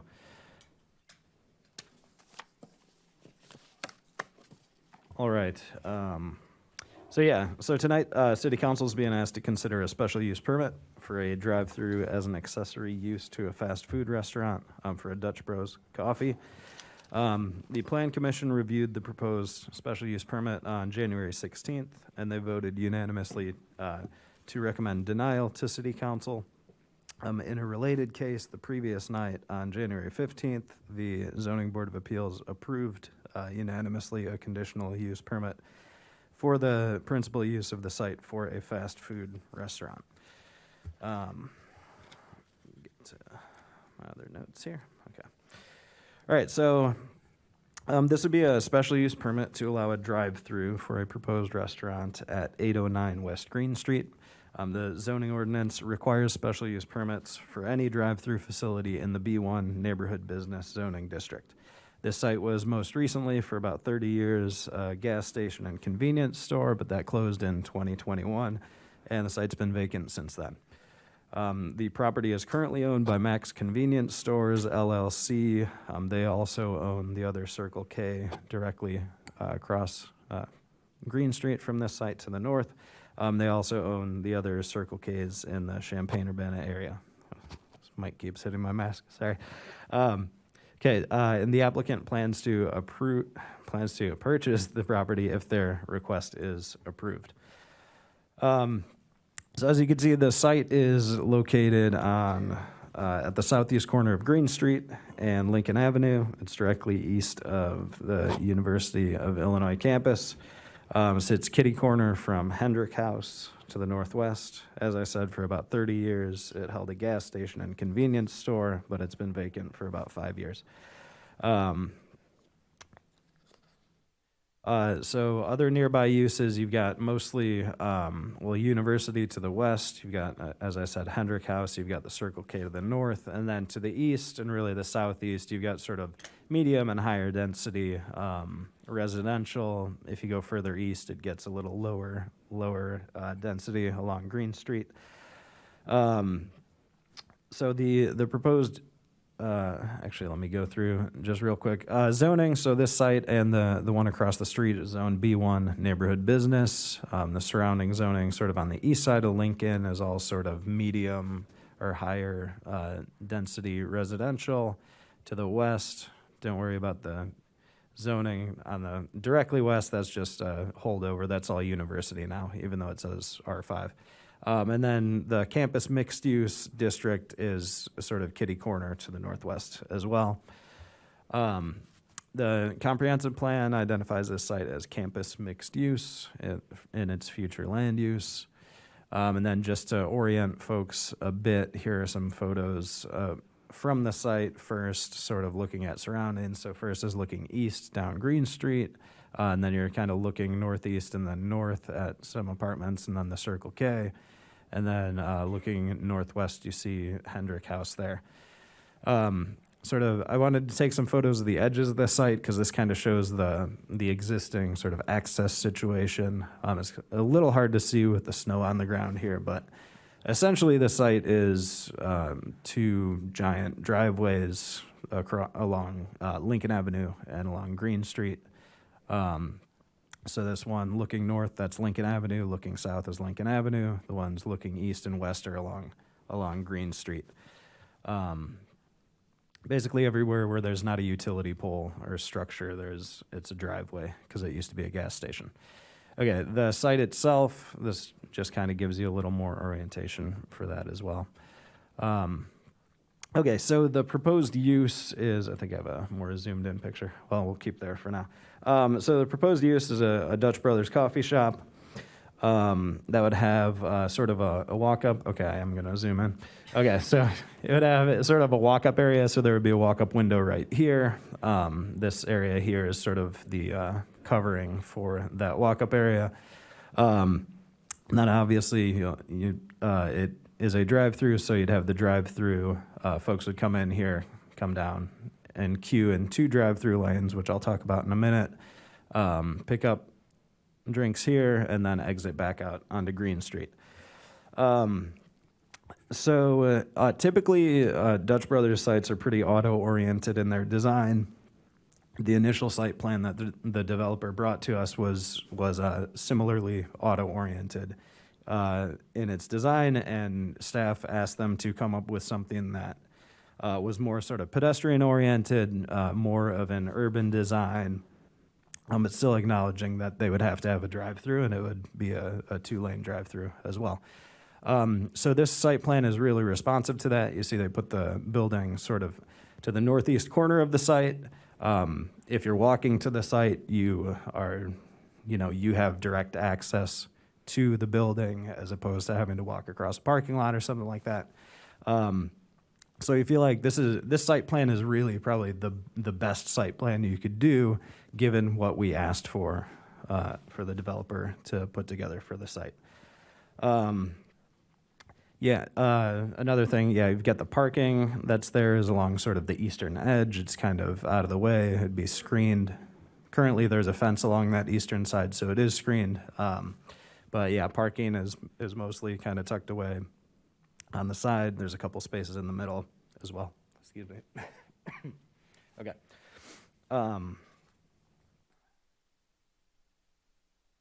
Okay, so just a couple of things I think I should get into a little more specific details about with the site plan. First is sort of access, and I put together sort of a larger site access diagram here. So it's got sidewalks are pink, hatched area. Just the most important thing here is the green lines are bike lanes. The sort of red and pink hatched areas are driveways. So as I said, the site is basically, a big driveway along Green Street, and a big driveway, a couple of big driveways along Lincoln Avenue currently. So it's got historically a lot of sort of auto access to the site. A proposed site plan would eliminate many of those conflict points by consolidating the automobile access to that one point on the northeast part of the site, which is really the best spot that you could put the auto access on this site. Green Street sees a pretty significantly less auto traffic than Lincoln Avenue does, so it's good to have it along Green Street.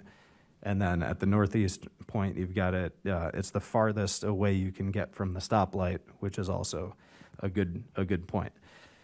Furthermore, so we're just concluding this Lincoln Avenue study to where we got recommendations for what we should do along Lincoln Avenue between Green Street and Florida Avenue. So a couple things to note on here. So the light green are proposed to be raised bike lanes like we have right here along Green Street to the west as part of the MCOR project. So a similar type of treatment is being recommended along Lincoln Avenue. So if you're closing this entire automobile driveway access point with the site plan as they proposed it, that really jives with the plans we have here, which is, right now you don't see a lot of people biking along Lincoln Avenue. It's probably because biking along Lincoln Avenue is terrible. In the future, we would like to make it better. So one thing that'll make that better, raised bike lanes, closing access points where you can along Lincoln. So the site plan is responsive to this plan. Okay, with respect to the drive-through, as I pointed, and as you keen observers will see, there are 2 lanes here. So that's typical for Dutch Brothers locations. What they do is they have folks, their employees come out with iPads and they take your order at your car, so there is no actual ordering window. And then you go up, they tell you when to go and pick up your drinks. So it's they found it to be a really efficient way to move traffic. It doesn't work with a single lane. And then it does some other things. It allows you to queue essentially twice as many cars on the site. So you don't end up with situations like we've had at Starbucks up at Schnucks where you get really, really long queues, or like Jimmy John's up on Broadway where you're queuing out onto Broadway and you're blocking traffic. So the dual lane drive-through here is good to minimize the potential for sort of excessive queuing like we've seen elsewhere with single lanes. Parking, I get a little bit into parking in the Plan Commission memo. They've got more spaces than we require. They have good reasons for it, so I'm not going to get into that too much. Open space, the site currently doesn't have any really usable open space. And this would add a seating area sort of on the northwest part of the site, so it would add a little bit of open space, which is not required. No open spaces are required in the B1 district. Okay. While staff recommended approval of the special use permit to the Plan Commission, as I stated, the Plan Commission recommended denial. They had expressed several concerns related to the site plan, especially related to circulation of automobile traffic, both sort of on site, but mostly it was sort of at this point here, sort of where people are coming out of the drive-through, and then there were concerns sort of about access and conflicts along Green Street. And they also expressed some concerns that a driveway at this location doesn't really match the intent of the current or draft comprehensive plans or the B1 zoning designation of the property. Specifically in their findings, they addressed each of the 3 points for a special use permit, each of the three criteria. They thought that a proposed drive-through is not consistent with the intended pattern of mixed use in relation to the University of Illinois at this location, that the site plan is unworkable for pedestrians, for people coming to pick up online orders, at the entrance because of cross-traffic conflicts, with exiting on Green Street due to the left turn into the left turn lane. And they said in general, just unworkable with pedestrian and bicycle traffic as well. And then their final finding was that the proposed site plan is inconsistent with the comprehensive plan and with the changes that the city is evolving through our plans for this district and for the reconfigurations of the streets on Lincoln Avenue. Excuse me. So the Plan Commission's findings really highlight inconsistencies between what our comprehensive plan envisions for this whole area and then with the zoning. So the purpose and intent of the campus mixed use future land use designation and that B1, the current B1 zoning classification, are largely incompatible in that the campus mixed use designation includes sort of this this idea that there would be design and sort of density at these locations that are really difficult to meet in the B1 zoning district. That said, the zoning is in place, and that's really the appropriate point for us to discuss the suitability of the proposed drive-through use. So as highlighted in the staff report to the Plan Commission, the proposed use moves the use of this site sort of more in the direction that's intended by the campus mixed-use designation in a few important ways. The first is that it would provide a commercial use adjacent to residential use, and it would be converted from one that's almost exclusively auto-oriented, as I pointed out, with those multiple curb cuts on Lincoln and Green Street, move to something that's much more pedestrian-oriented, more bike-oriented, just more people-oriented. And both the placement of the building sort of on the northwest corner of the site and the elimination of all but one curb cut help to accomplish this. So staff find that the criteria for the drive-through in this zone are met. And it's also important to recognize, the applicant had provided a letter that's in your packets as well. It's important to recognize there are constraints on this site in the short term that really affect the reusability of the site for particular uses and for things that would be compatible in sort of the neighborhood business zoning district. And also the type of density and the use that's contemplated by the campus mixed use designation are not really achievable in the existing zone, as I mentioned a minute ago. But also greater density sort of on the east side of Lincoln hasn't typically been supported in the past. And on the development side, the cost of acquiring the site has been increased by the seller by adding restrictive covenants related to the uses that the applicant has agreed to pay to remove some of those restrictive covenants so they could actually use the site. And so a low density, low intensity use for this site that's priced this high is pretty unlikely to materialize as well. The lease for Dutch Brothers is for 15 years, and then after that, the restrictive covenants, we're told, would lapse at that time. And then at that time, the circumstances could be ripe to achieve something that does better align with sort of what the campus mixed use is looking for. But in the meantime, staff recommends that the Dutch Brothers drive-through would make an appropriate use for this site. Also regarding the Plan Commission's concerns about traffic and access, you should have received an email from our city engineer, John Zeman. He couldn't be here tonight. But in short, Mr. Zeman does not share the concerns of the Plan Commission regarding access. And he goes into detail in that email. So staff recommend approval based on what I've articulated tonight, based on what's in our reports, staff reports to the Planning Commission, excuse me, and the committee reports as well. The applicants are here, and so I believe they'd like to make some comments and address the committee, and then any of us can answer questions you might have. Thanks.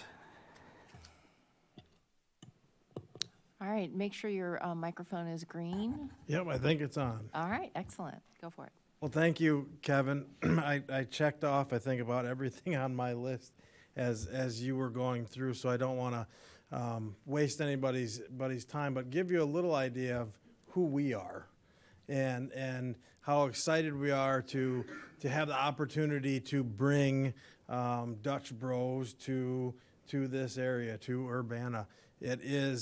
This will be, if it's approved, definitely the first one in central Illinois. It will be in contention to be the first one open in Illinois.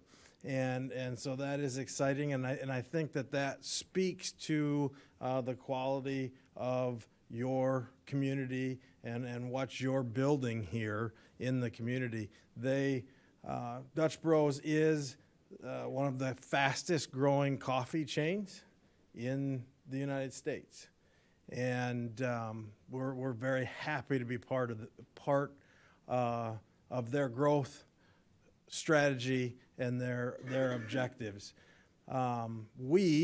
Rockford Structures, RSCC Group, third generation builder and developer, was actually started by my grandfather.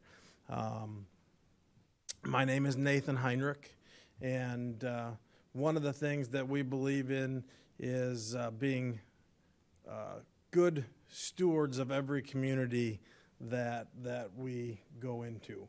And so it's important to us who we partner with and who we bring to communities, knowing that my company was started up in northern Illinois, again by my grandfather, and we do a lot of building and development in our own city, and so we would want to be as responsible to bringing things to your city as I would want to be to my own. And we truly believe that and look at things that way. Dutch Bros is very giving, very, very active in the communities that they go into. I'm sure you can go online if you haven't already and see some of the things they do with the communities and the different interactions. It is a really neat concept. I will close and then let you ask questions of us. But I just wanted to say that one of the neatest things when I first went to a Dutch Bros, I went into the drive-through, and when they came with the iPad to ask for my order, they asked for my order, and then they said, "Well, how's your day going?" And I was kind of taken aback. Well, what do you mean, how's my day going? It's going good. Okay. We had a little bit of a conversation. That is the really neat thing about what they do. They actually train their staffs to have conversations with you while you're waiting for your coffee, and that is really cool and something that I know that everybody who goes through that drive-through, should it be approved, would enjoy. So thank you, and I'll open it up to any questions.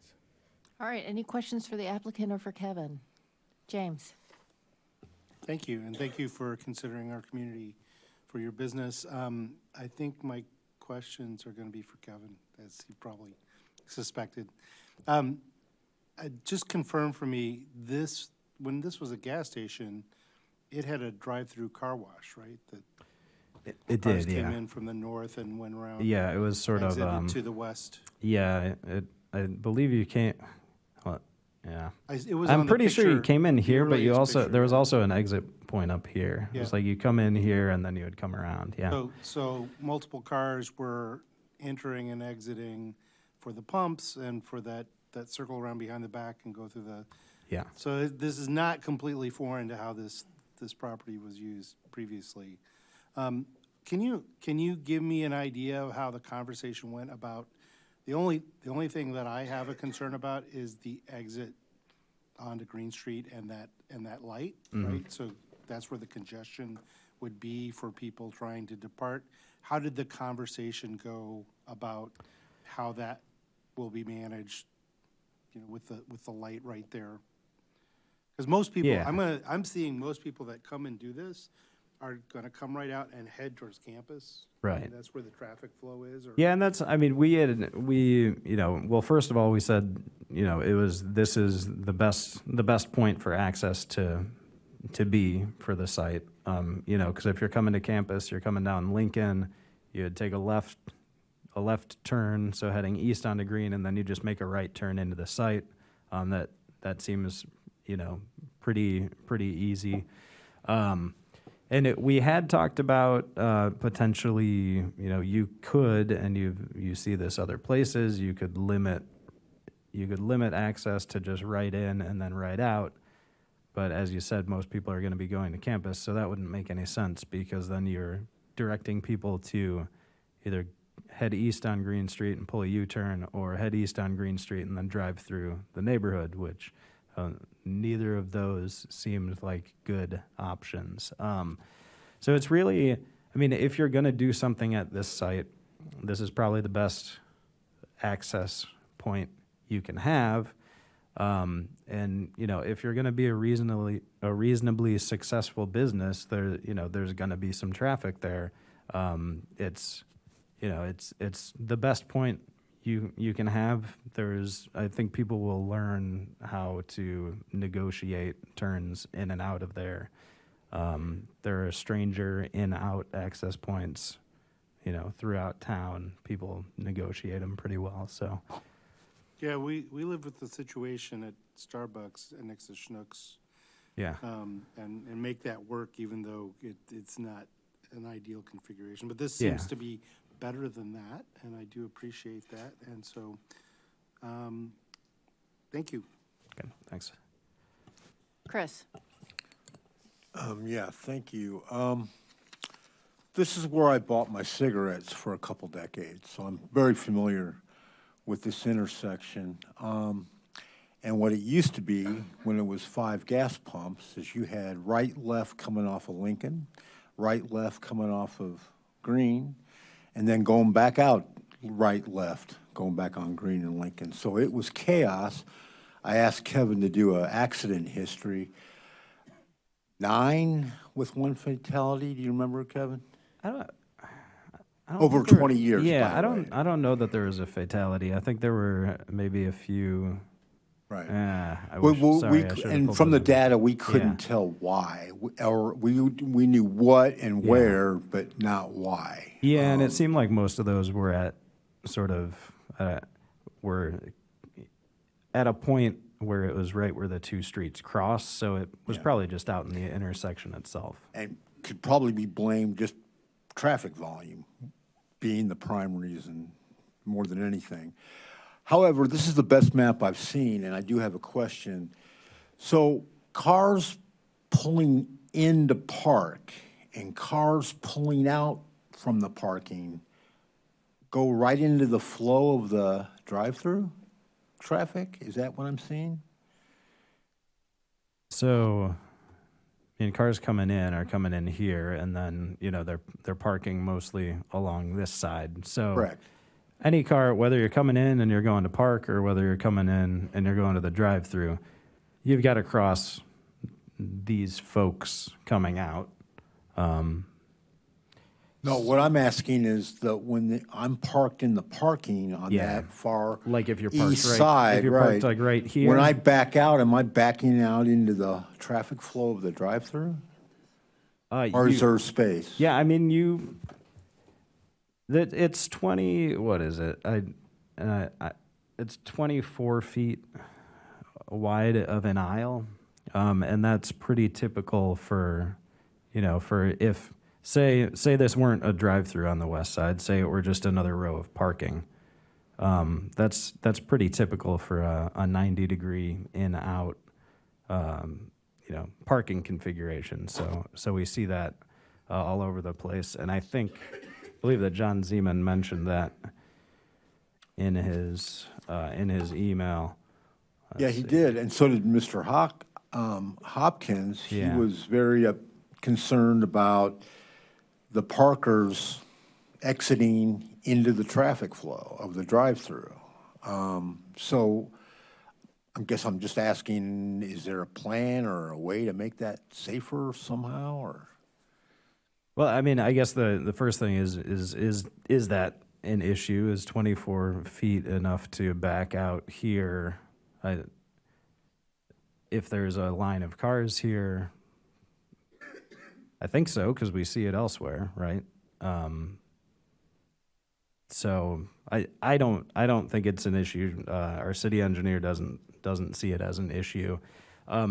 It's possible that maybe, backing out of this space or this space and kind of that could create a conflict point with folks turning out from the drive-through. So maybe that's a conflict point. That's the type of thing. As I mentioned, they have 16 parking spaces here. The ordinance only requires 10. If that were a problem, they could get rid of those 2 spaces. What protections or extra protections are we going to be able to provide for the pedestrians and bicyclists going east-west on Green Street? Yeah, I mean, there's some treatments you can do. You could put down, you may have seen it other places. Well, we use green paint here in town for bike lanes at certain places. So you could, where the bike lane comes across here, you could do some sort of a paint treatment so that it's pretty obvious that there's a crossing there. You could probably do something similar for the sidewalk crossing. There's signs. I don't know if people pay attention to signs.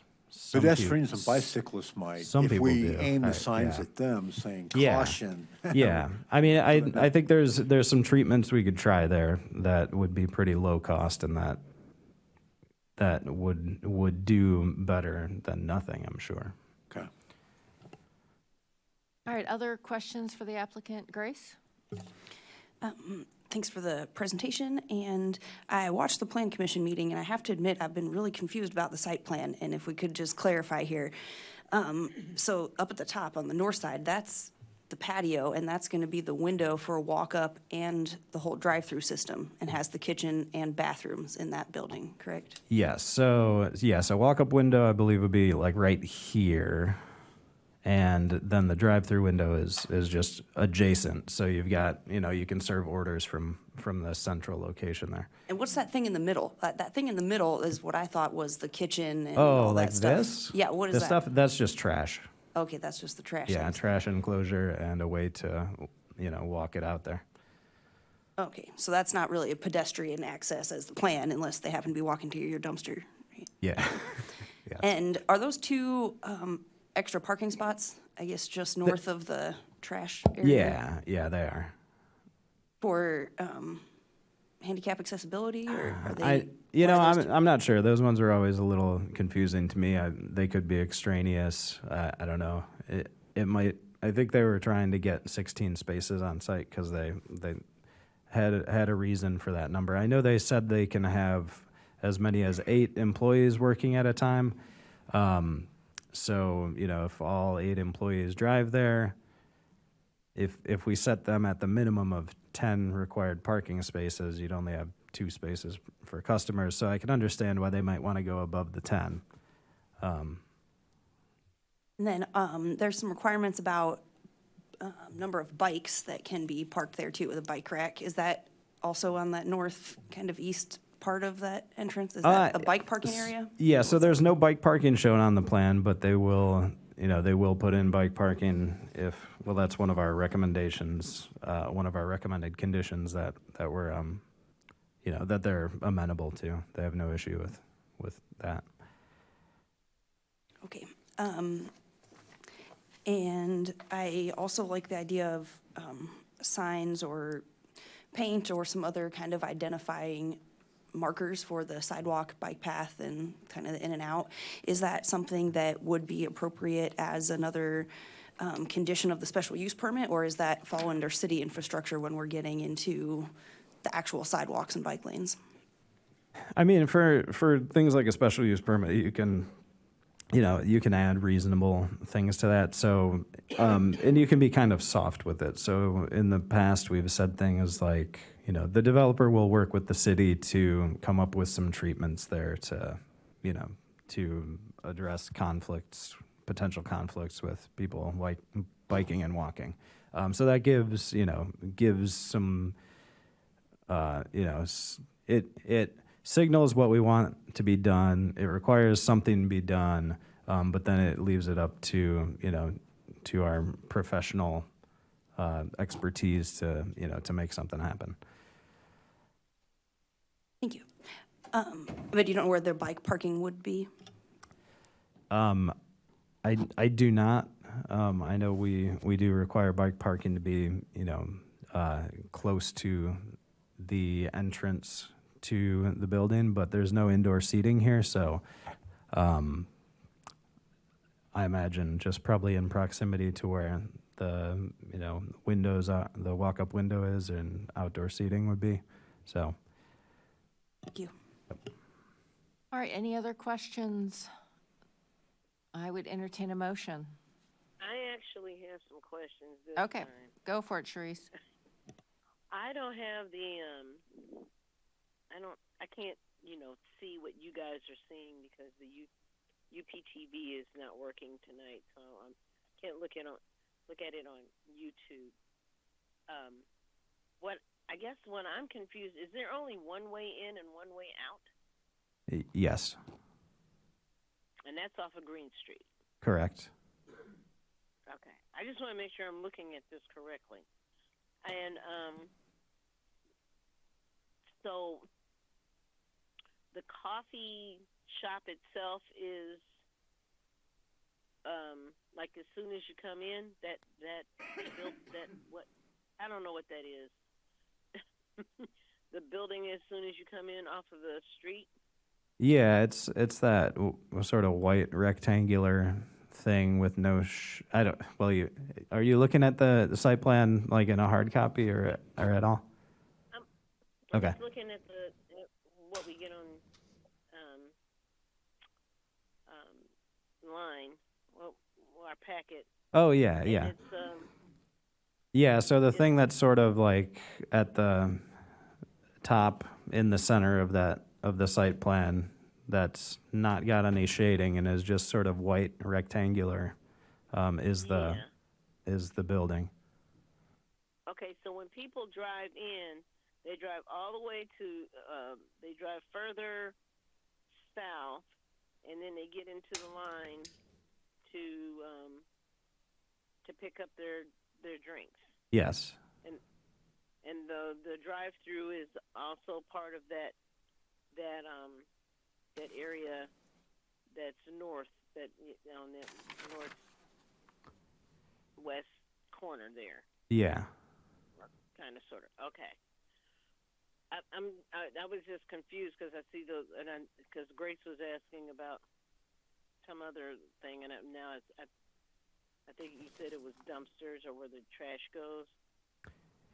Yeah, sort of that area, sort of in the bit just on the lower half of the site in the center. That's just a trash enclosure. Okay, so where is the patio is on top of the coffee building?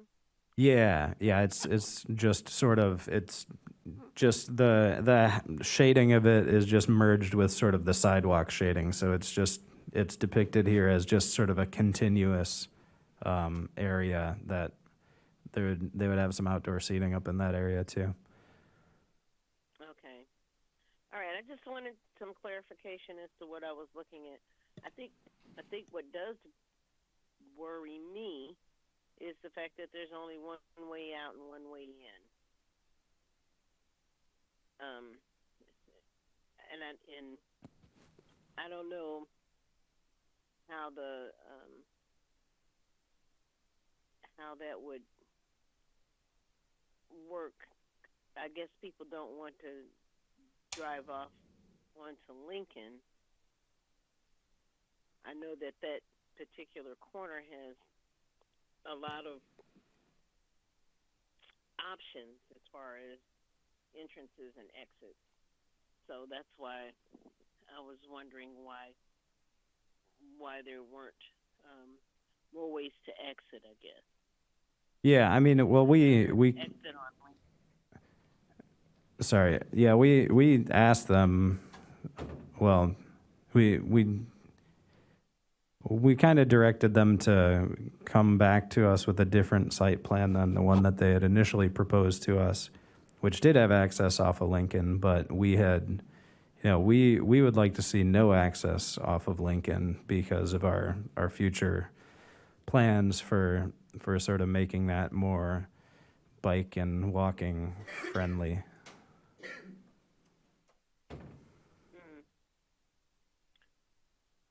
Okay. All right, thank you. Yeah, thanks. All right, so now is the time for a motion. Does anybody wish to provide one? Grace? Sure. I'll move ordinance number 2025-02-005, an ordinance approving a special use permit, 809 West Green Street, plan case number 2496, SU 24, Dutch Bros Coffee, to consent agenda. Second. Moved by Grace, seconded by James. Any discussion? Grace? I would like to add a condition of what Kevin was spitballing, some wording, if you're willing to bring some back next week, and hope that works with developers. I'm assuming you seem amenable to a condition about working with the city for signage and pedestrian and bike crossing and stuff on Green Street. Yep. Yeah, we can come up with something. Okay, so I guess probably put it on the consent agenda too early if we're going to make some changes, but we can pull it off next week and figure that out. Otherwise, yeah, I hear the concerns. I think the Plan Commission brought up some good points, but especially now that I understand your site plan better and that the trash area isn't the main restaurant, I think that it makes a lot more sense, and I'm seeing some of the more pedestrian and bicycle friendliness of it. And then I think especially if we can be sure that there's very clear signage to make it as safe as possible for people crossing, then I think that all makes sense. Thanks. Chris? Yeah, I want to thank the Plan Commission for raising such a severe concern about safety, because I think that will provide the incentive to Dutch Brothers to double down on safety on this drive-through. I think we can make this work, and I hope we can with signage, blinky lights, whatever it takes to keep the pedestrians, the bicyclists, and the cars safe. I'm confident you'll make every effort to do that. Chandra, did you have something? No? Okay, sorry. All right, Sharice, do you have anything to add? No, I don't. Okay, let's vote. All those in favor, please say aye. Aye. All those opposed? All right, that moves forward. Thank you very much. Thanks for your business. Appreciate it. All right, now we're going to go to staff report. And somebody from the police department's going to come up.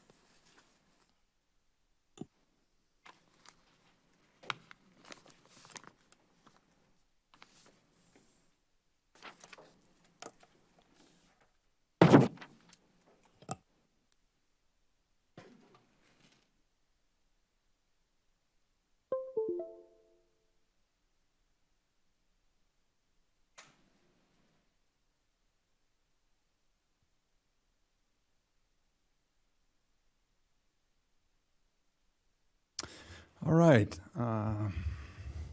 So for the past several weeks, maybe even longer than that, we've been hearing a lot of talk about Cellbrite. A lot of the talk that has been brought up to this point has just simply not been accurate, so we thought it might be good from our perspective to bring forth some information that we could provide to everyone that would help at least put us all on the same playing field as far as the information, what it does, what it doesn't do, what it can't do, and what it can do, and what we use it for. So we have our subject matter expert on Cellbrite here with us, and I will let him introduce himself and begin the presentation. Hello, everyone, Mayor and Council. Thank you for having me tonight. My name is Andrew Rapalevich. I'm a digital forensic examiner. I've been doing digital forensic examinations for approximately 5 years now, and I've been with the city of Urbana for a little bit over 1 year now. Today, I'm just going to give you guys essentially a brief presentation on Cellbrite, the forensic suite, its capabilities, what it provides to us as the municipality, as well as some of the equipment that it also provides. So I've structured this PowerPoint essentially to go over about Cellbrite, the Cellbrite equipment that it provides, Cellbrite UFED, which is our universal forensic extraction device, Cellbrite physical analyzer and reader, in which what we look at that data with. So Cellbrite was founded in 1999. It currently supports over 6,900 federal, state, and enterprise customers across the globe. With that, when they were founded, they originally had the desire to provide a service for carriers to essentially transfer your contacts, calls, SMS, and messages from one device to another. And that's what their company had originally been founded on, and they slowly moved over into the digital forensic space, where instead of moving data from phone to phone, they're now moving data from phones to hard drives or thumb drives. Now, I'm going to be saying the words digital forensic preservations and images quite often. Just know that they're used at times interchangeably, and what they really are is just a one-to-one copy of a phone or a mobile device. So Cellbrite is our main vector here within the Urbana Police Department that we utilize to conduct mobile device preservations, essentially collecting information from a device within our custody and being able to review it. Now, over 5 million investigations have been utilized by Cellbrite to process digital evidence. This is from their user metrics back in 2024. Cellbrite is utilized by the top 20 largest police departments in the United States. I had the honor to go tour Nashville Police Department's digital forensics lab, and they had multiple Cellbrites within their forensics lab. When pulling public data and getting a better understanding of our local area and who utilizes Cellbrite, I found out that Champaign, U of I, Peoria, Springfield, Decatur, Rantoul, and Chicago PD all utilize Cellbrite or have some type of line item specified for Cellbrite services. Cellbrite's currently contracted with the Department of Defense, as well as multiple other federal and state agencies. So this is something that's been along for a very long time and something that's been utilized quite frequently across a lot of different divisions. So every year, Cellbrite actually provides an industry trend survey, and they provide that to the local, state, federal, the Department of Defense, and district attorneys, and they all came to the conclusion that mobile forensics was one of the more prolific developments in the digital forensic and examination scene.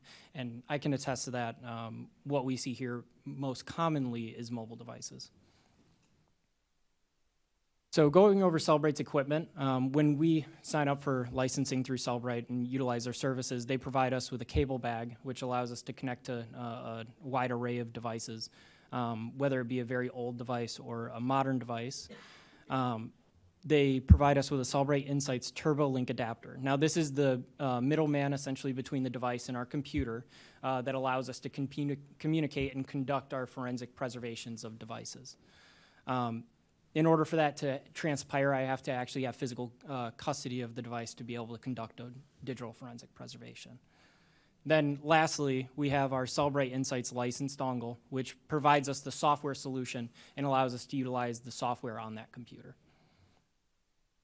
If I could just point out real quick, I'd just like to draw everyone's attention to the Cellbrite cable bag. Again, the way that they work is the device, a smartphone typically, has to be plugged in to the box in the middle. There is no ability for us to download any information wirelessly.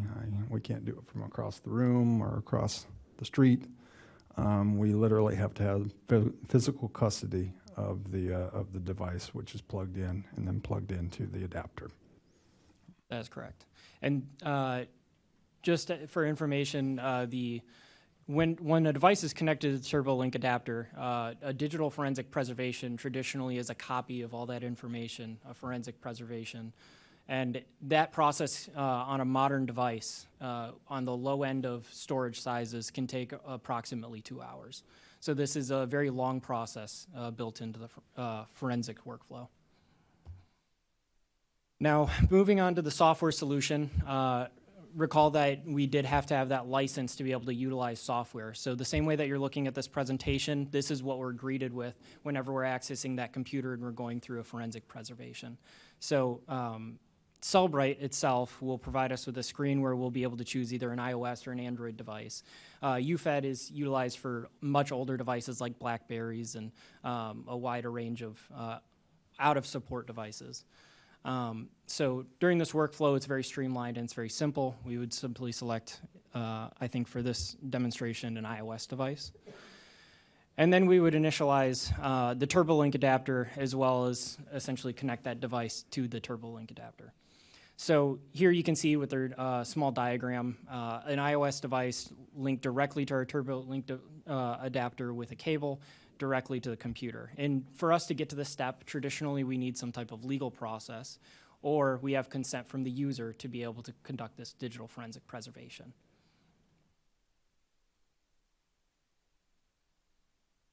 Now moving through the process, once that link is established and we're actually conducting our digital forensic preservation and making that copy of data, we're going to essentially wait for this process to complete, where it's going to move that media over to our computer so then we can conduct digital forensic analysis. Once this has completed successfully, we disconnect that device and we provide that back to the individual who provided consent, or it goes back into evidence to await more legal process.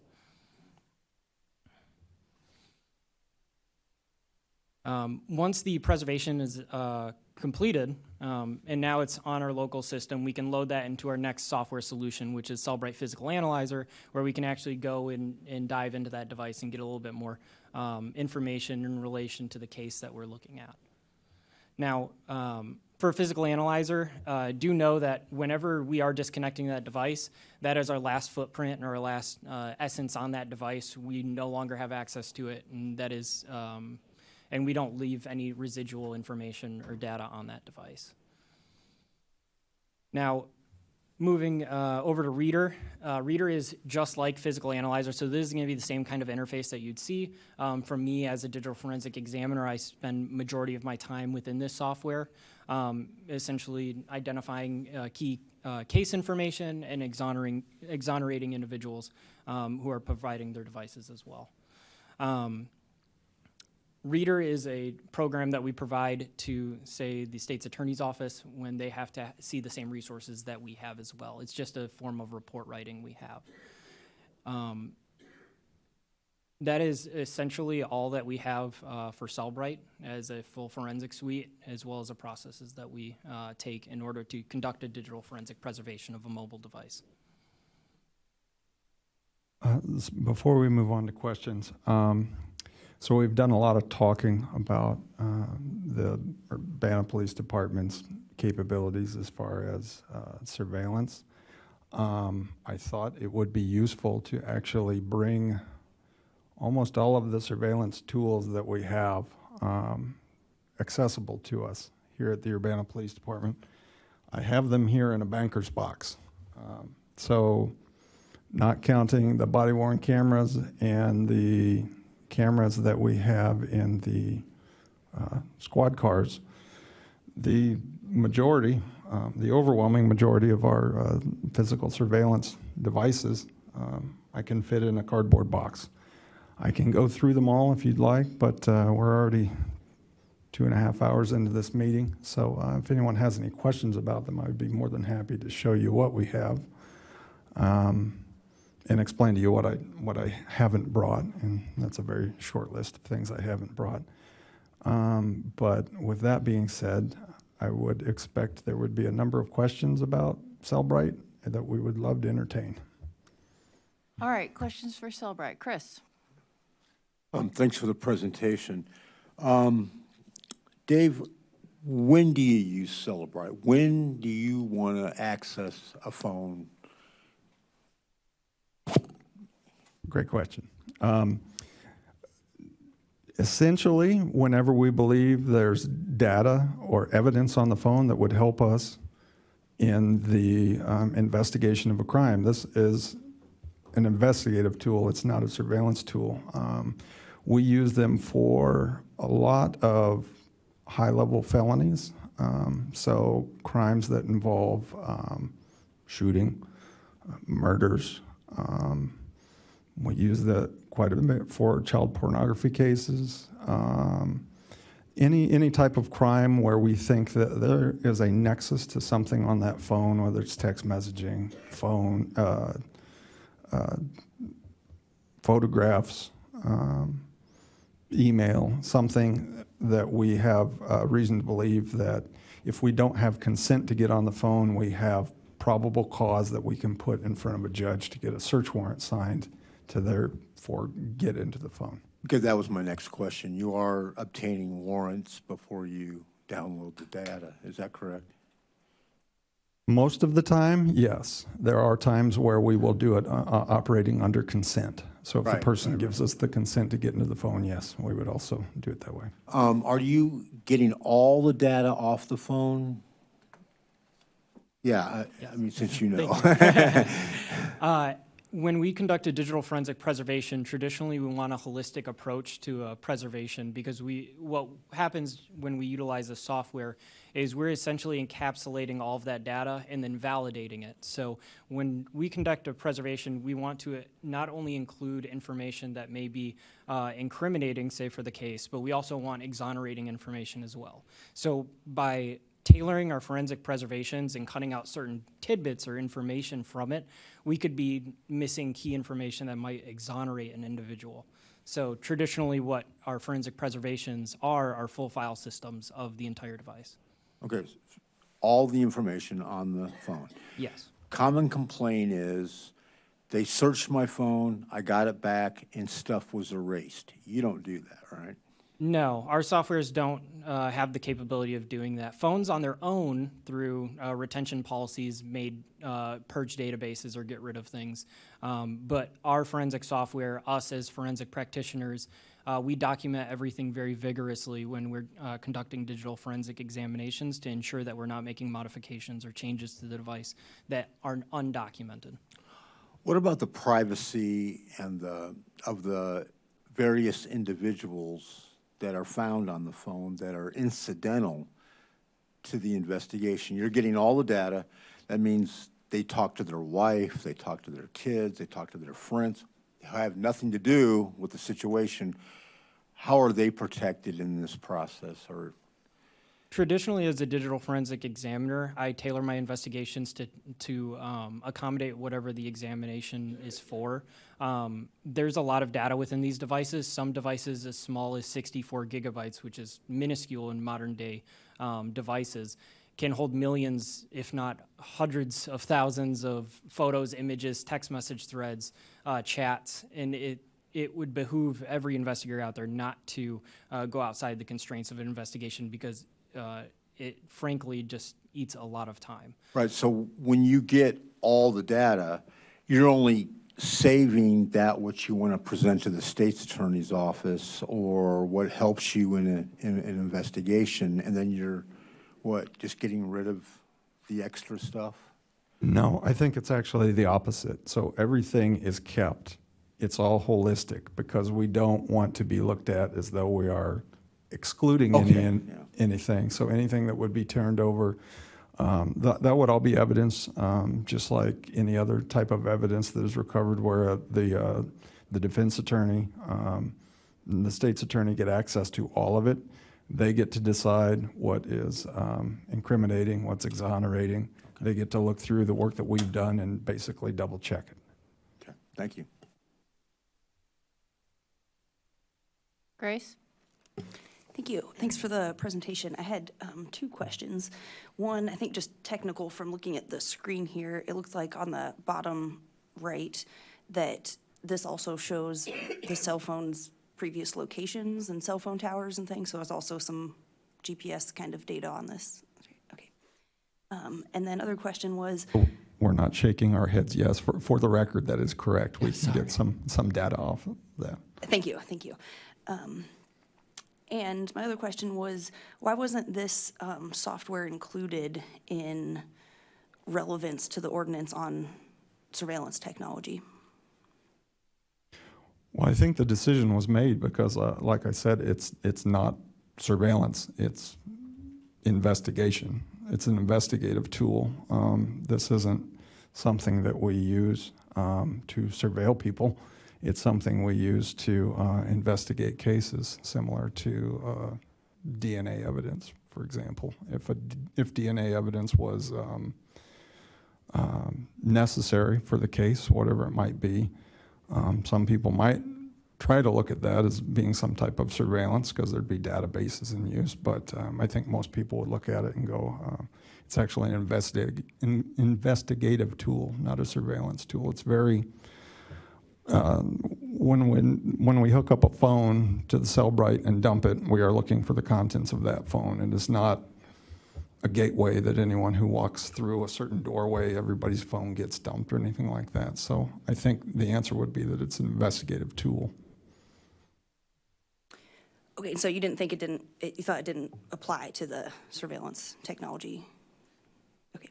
And then just to clarify, because the original definitions did say including software, hardware related to access to mobile device, whatnot, but I think that's a matter of getting down to the definitions, but I appreciate the information here, so thank you. James? Yeah, thank you.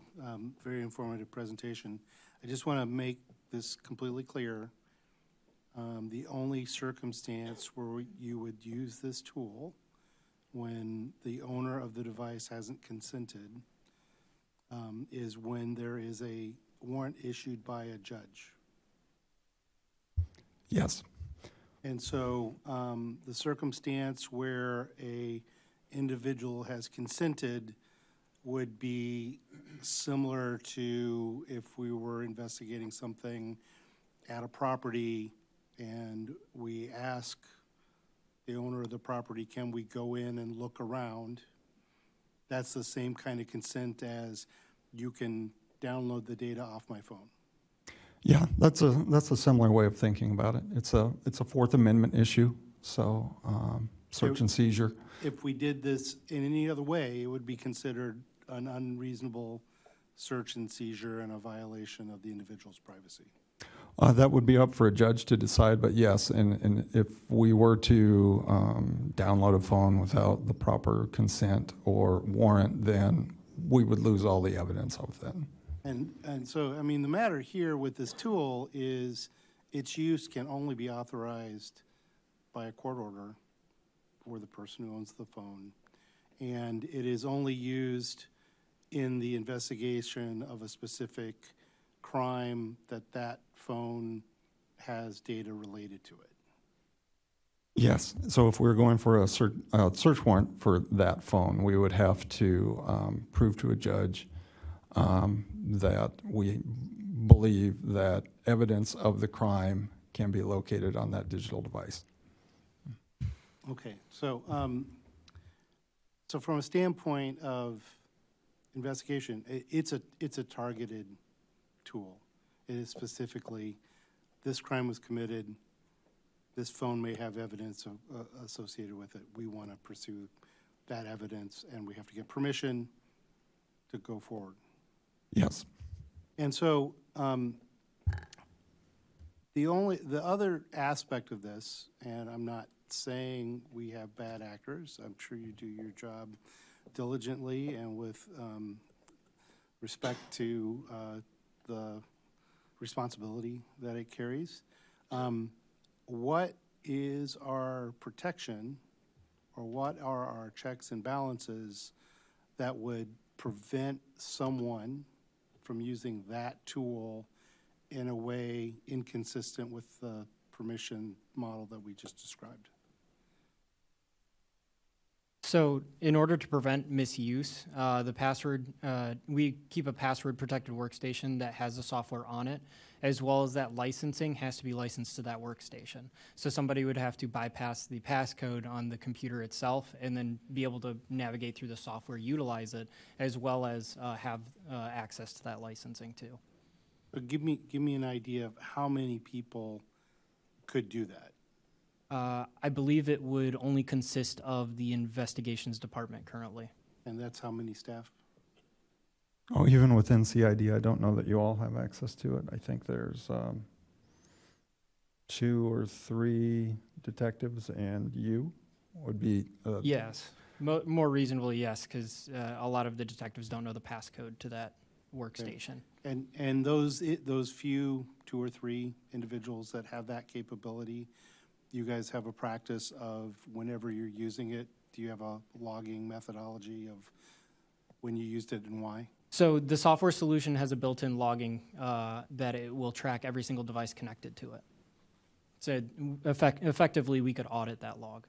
Okay, and whose responsibility is it to audit that log? So it would go towards the supervisory personnel within the Criminal Investigations Division, so the sergeant, the lieutenant, myself, ultimately the chief of police, up the chain if we felt that there was an issue that we needed to look at, if there was a concern over someone misusing it or not using it appropriately. Great, thank you. Grace. Sorry, I just thought of one more with some of those good questions. Is there any city policy regulating or outlining the use of Cellbrite or any of our other things? I believe we do have a policy on, that's a good question. Before I give you bad information, why don't I check and get back with you on that? But yeah, we've got a number of department policies, and I think more than one of them would be applicable to something like this. Thank you. I think that would be a useful piece of information if you have some of the policies on this or other related technologies. I appreciate your box of show and tell things there. I think that will also be important in some upcoming conversations on what may or may not apply to some policies in the future. So I think that would be great information. Thank you. Chandra. I would like to know if you can, you don't have to show it, but if you could just list off what is in the box. Because you said that's the majority of your surveillance technology? Sure, I'll try and go real fast. This is a Starlight scope, but it doesn't fit on anything. I think it's probably Vietnam era.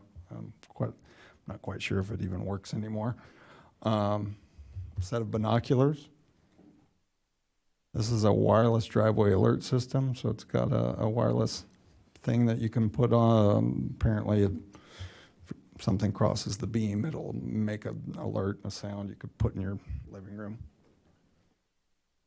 This is a very old trail cam, 5 megapixel, something you could get at Farm and Fleet or Walmart. These are actually 2 spy pens. We bought these off the internet in, I believe, 2016 when we were researching and investigating a case where somebody was inappropriately trying to listen into the school board. We wanted to see what they were, their audio recording devices. I don't believe we've ever used them. This is a mini camera that you could put up. This is actually a key fob camera. I don't know if and when it's ever been used, but it's a camera that looks like it's a key fob. Looks like all the parts and pieces are there.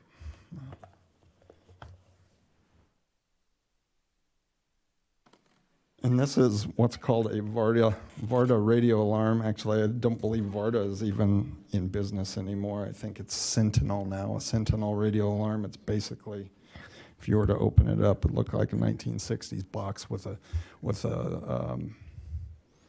police radio in there, and there are some devices that you could put, say, at a construction site, that if somebody passes through the beam in the middle of the night, if it works properly, it's supposed to make a notification on a radio channel that officers who were listening to the channel would hear the notification that somebody's in wherever you set it up at, and it would, so the officers would know to go there. But we used that.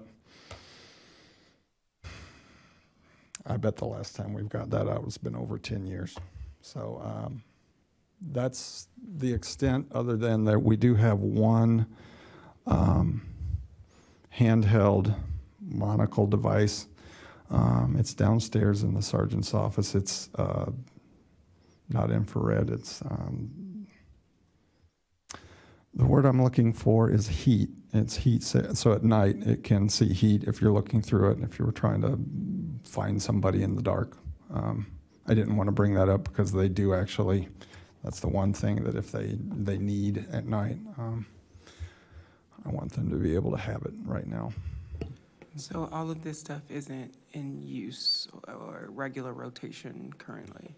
No, it actually sits in a box in a closet in the investigations division.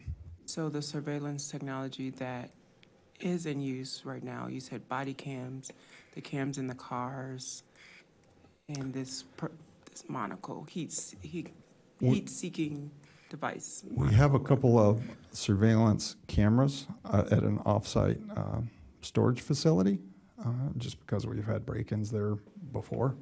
So that's it. Okay, thank you.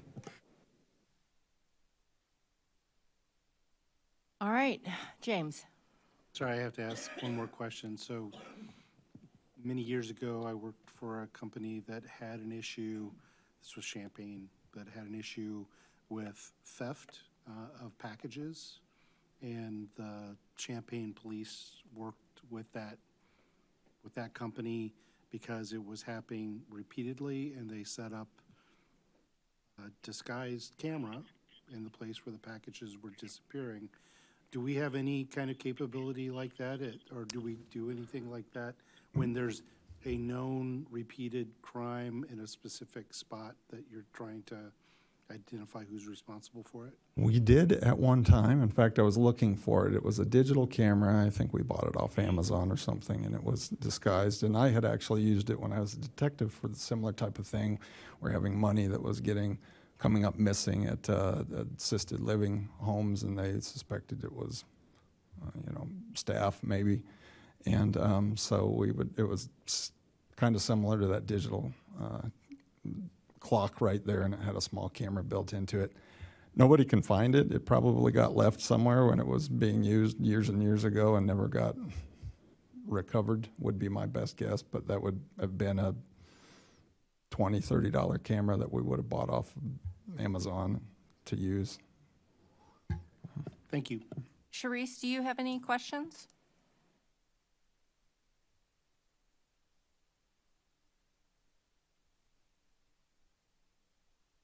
All right, I'm not sure if we lost Sharice or not. If there's no further questions, thank you very much. Appreciate your information. I'm here. She is here. Do you have a question, Sharice? I hit the wrong button. I'm sorry. Are there any exigent circumstances that would require Cellbrite to be used without consent or without a search warrant? Very good question. So if you couldn't hear, the question was, are there any exigent circumstances that would allow or require Cellbrite to be used without consent or a search warrant? The answer is no. If we wanted to get into the phone and we thought it was going to be used in a criminal prosecution, the exigent circumstance would be calling the state's attorney to wake a judge up at 2 o'clock in the morning to get them to sign a search warrant to begin the process of doing the extraction from the phone. So, and that does happen.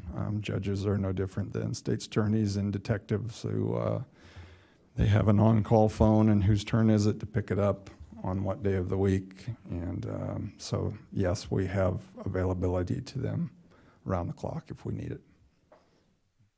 Okay, and another question that I have, because I can't see what you guys are presenting. If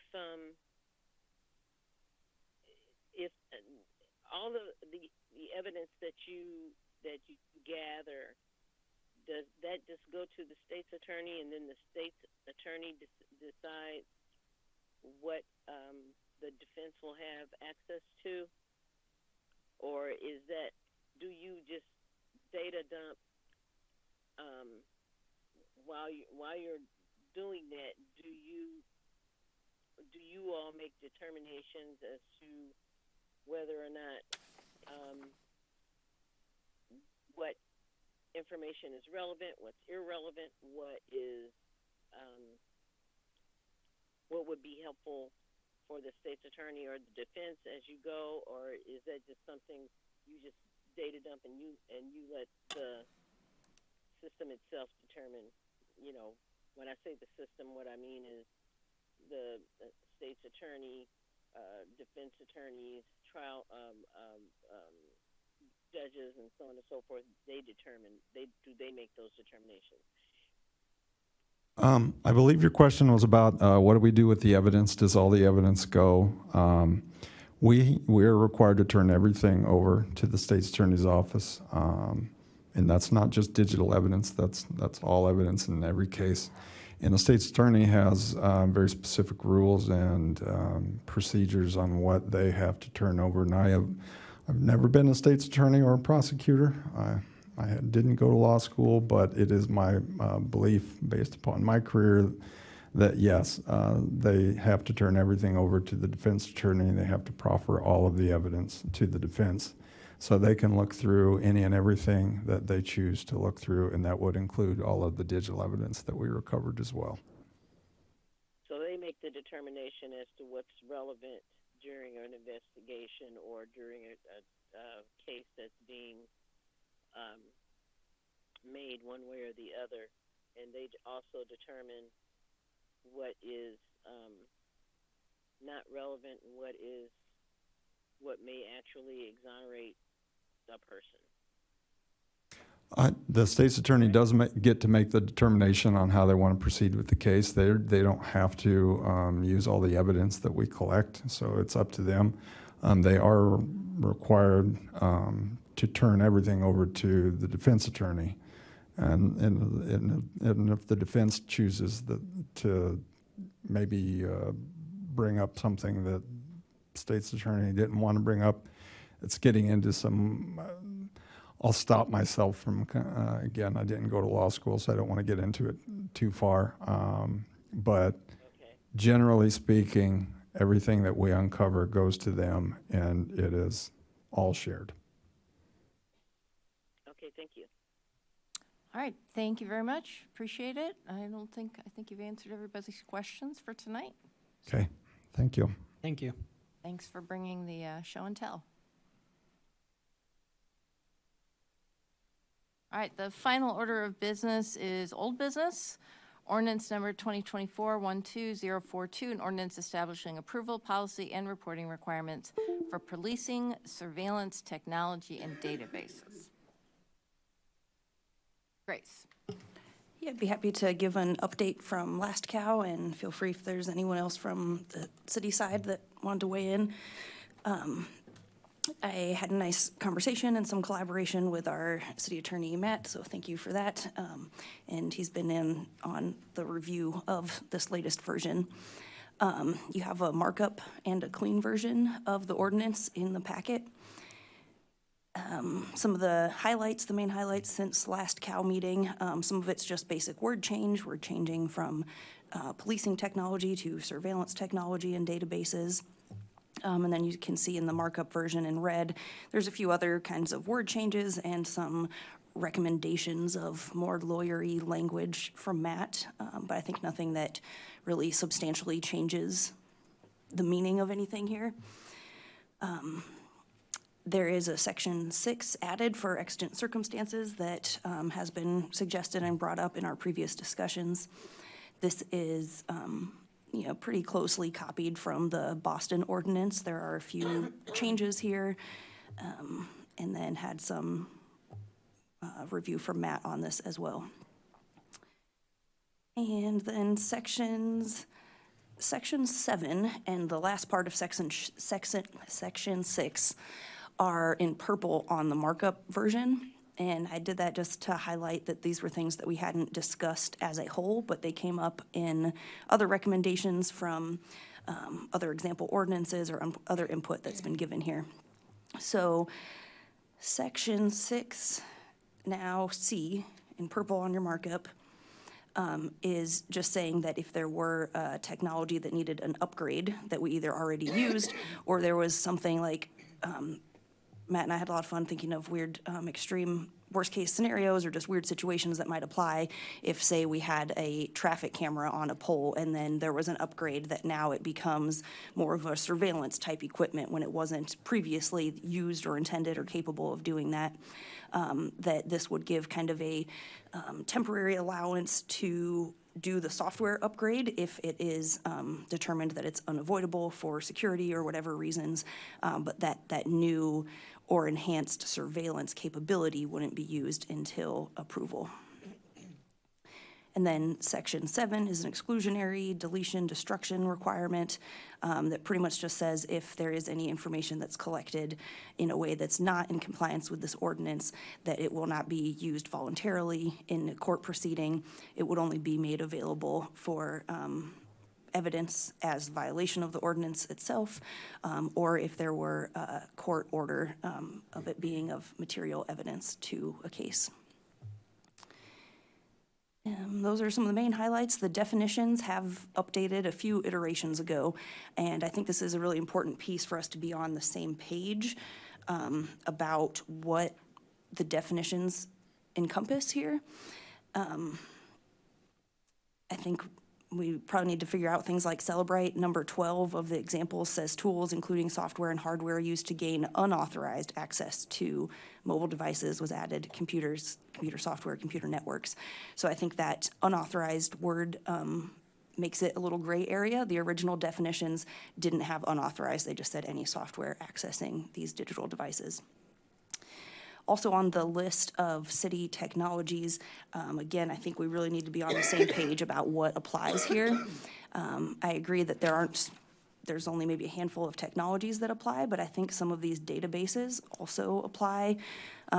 In the staff memo, we got a list of potential databases, some that I think are not relevant, like a basic DMV database or just the publicly available YouTube. But some of these are social media analytic software from the description of it and would fall under the definitions of this ordinance. So I think it's important that we're on the same page with that. Those are about all the changes for now. There are I've received some feedback since this iteration of things that we could consider for maybe another round, but I'll stop there and happy to hear other input and feedback. All right, who would like to start the conversation? James. I have I have a general thing and then specific items. I do have a question about one of the purple items that was added with regard to deletion and destruction requirement.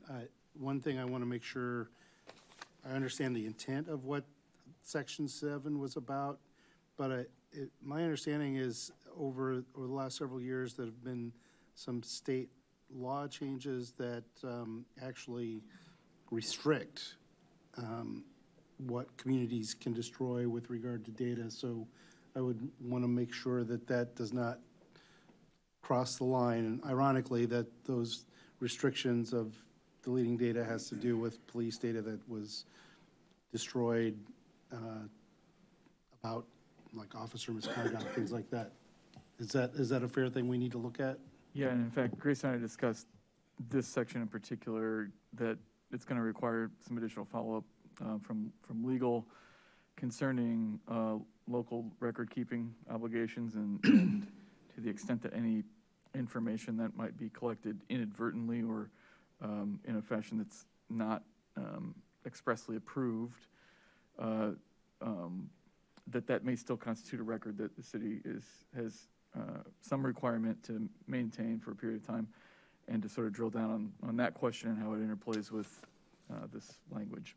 Okay. And so the language here, I think, was written to be pretty broad, to say destroyed as soon as possible in order to accommodate that, but to the extent we can get a little finer with the language and what our specific obligations are, we would want to do that. Okay, and one of the things I want to suggest as far as a terminology, because I've had a conversation with someone about how things are listed in here as surveillance, technology, or database. I'd like to suggest that we change that throughout the document to be surveillance, technology, and related databases, because the implication of the way the language is written here is that a database can separately be, I know it's implied that it's surveillance database, but I would like it to be more clear in the language throughout.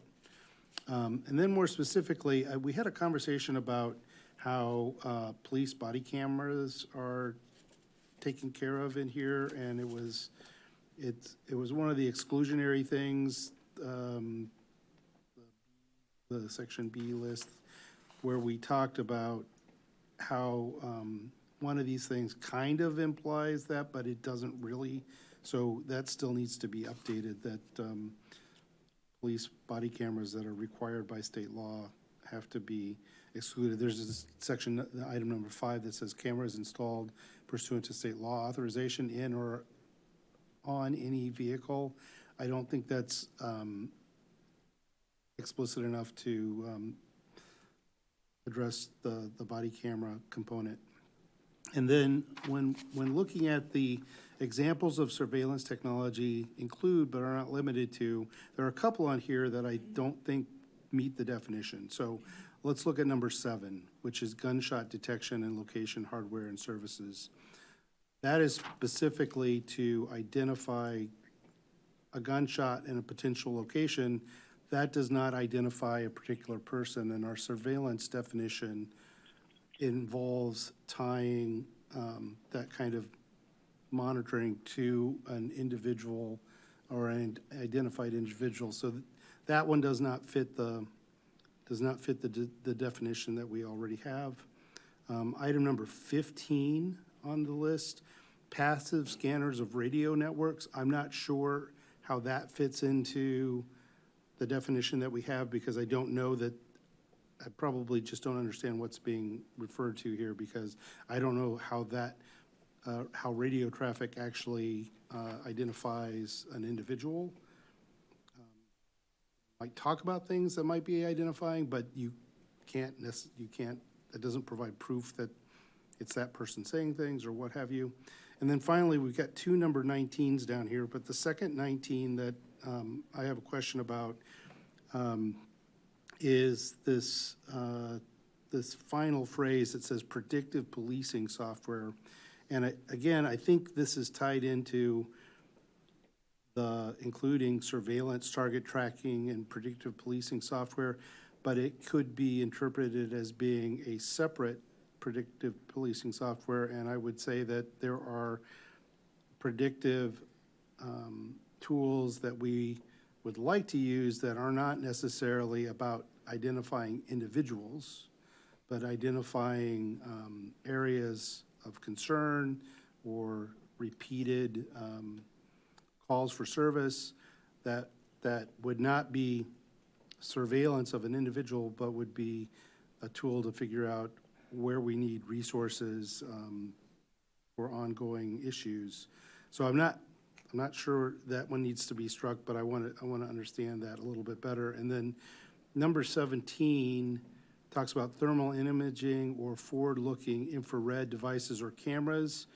And then when we go down to 6, we actually exclude night vision tools, which can be thermal imaging based. So I think the intent of 17 is to talk about recording devices that have that infrared capability as opposed to just general night vision kind of capability. So that could probably be cleared up. And then finally, I would like to take a shot at rewriting, not on the fly, not at this particular moment, but I'd like to draft a revision to what is now section 3, the language in item A, which is the only item in that list, about to try to make something that it still follows the intent of what's here, but does not define or try to control the behavior of a future council.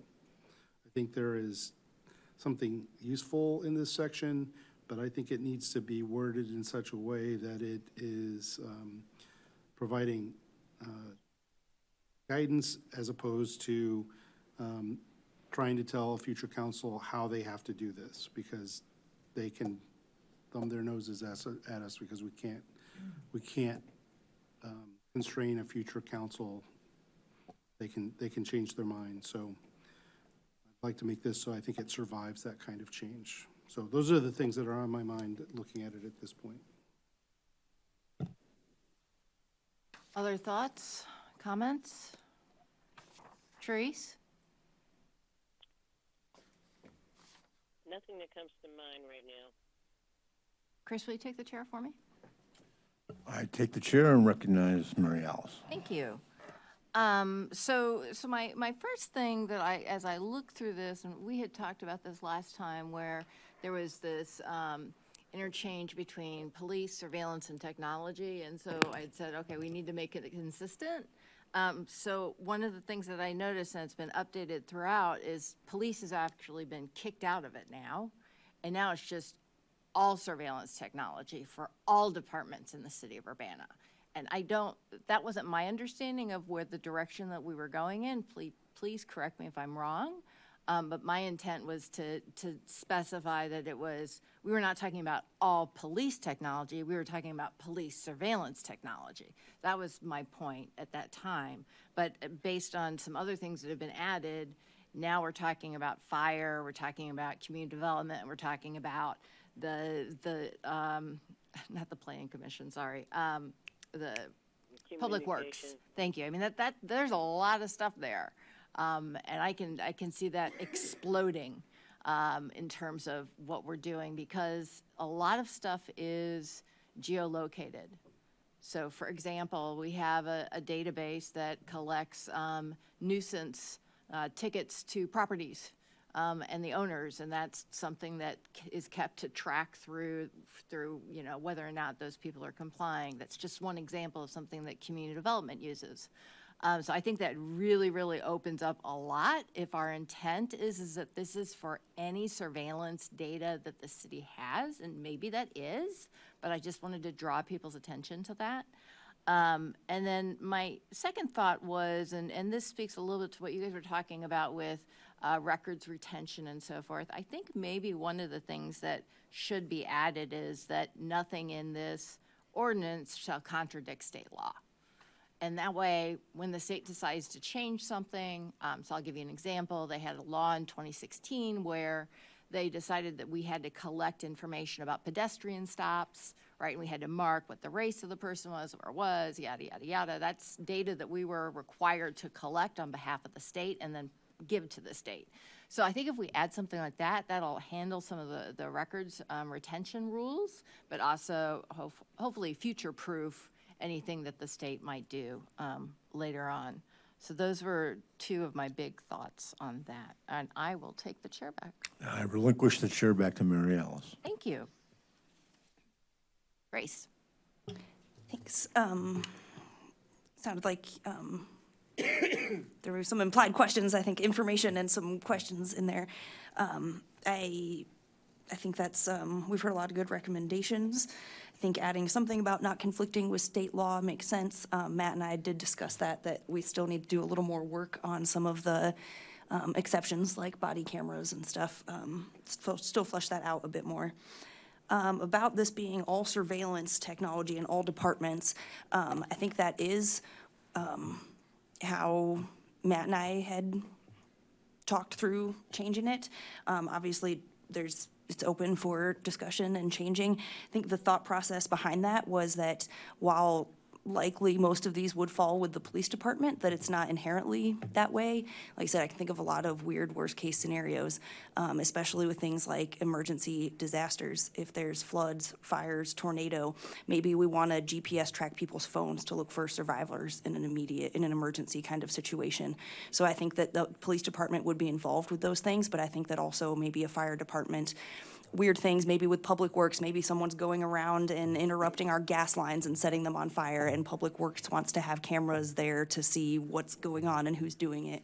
I think that there could be some kind of out there, more extreme situations where it could be another department who would want to be implementing or using such technology. So I think that's why we broadened it. And then also to your point about GPS tracking, definition example 8 under the examples of surveillance technology.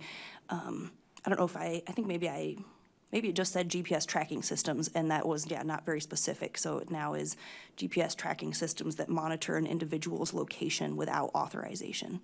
And I think that definition probably helps avoid some of the like geo-tracking of like where our trees are around the city. I don't think that's, relevant here. But like I said, in some kinds of emergency situations, there might be a time where we would, for safety reasons, want to unauthorized track someone's phone.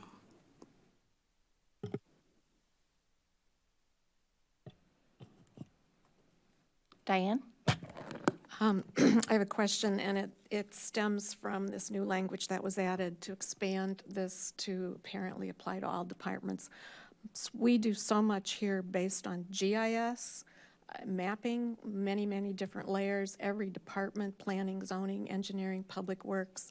It ties back to, we manage public assets that way. You mentioned trees, condition of homes. I'm thinking this is township, but the aerial surveys that you authorized to look at individual properties, all of that is GIS-based data that tracks back to an individual property, which is connected to then an individual person. Do you consider GIS as a surveillance technology? Would that be defined as surveillance under this ordinance? If I may, I think with the current definitions, the way I'm reading it, no. Happy to have, legal weigh-in as well. Like I said, currently reads as GPS tracking systems that monitor an individual's location without authorization. So I would say that, to me, an individual's location means a physical person, not their address or their property. And then without authorization being that those are public records. When you purchase a property or certain public records, there is some sense of authorization. I think this is more Actions tracking of a person without consent. Okay. Thank you. Thank you for clarifying.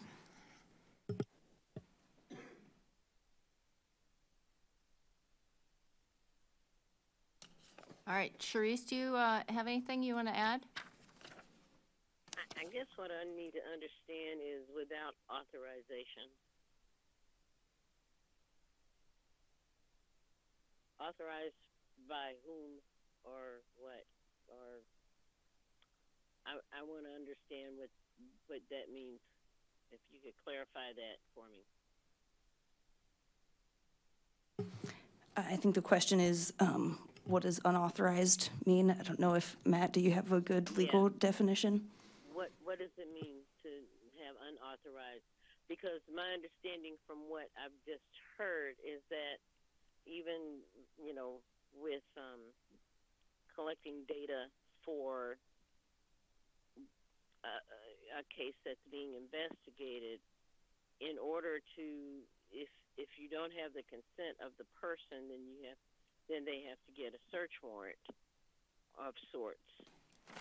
And so I don't understand unauthorized data, because it would be authorized by somebody if you're surveilling somebody. If in fact you need to surveil anyone in any way, I don't understand why the use of the words unauthorized. And, you know, I can go back historically and we could talk about the FBI and COINTELPRO and Fred Hampton and that whole thing, but that's what I'm trying to understand, because that is not allowed, my understanding, at least on the state level. I don't know about the federal level. You have the Patriot Act and stuff that's been put in place after 9/11, and some of those particular parts of the Patriot Act that I believe are still being used, are still, so to speak, authorized concerning certain suspicions of crimes and so on and so forth. So I guess I want to understand, when you say unauthorized, what that means. So I can try to address this.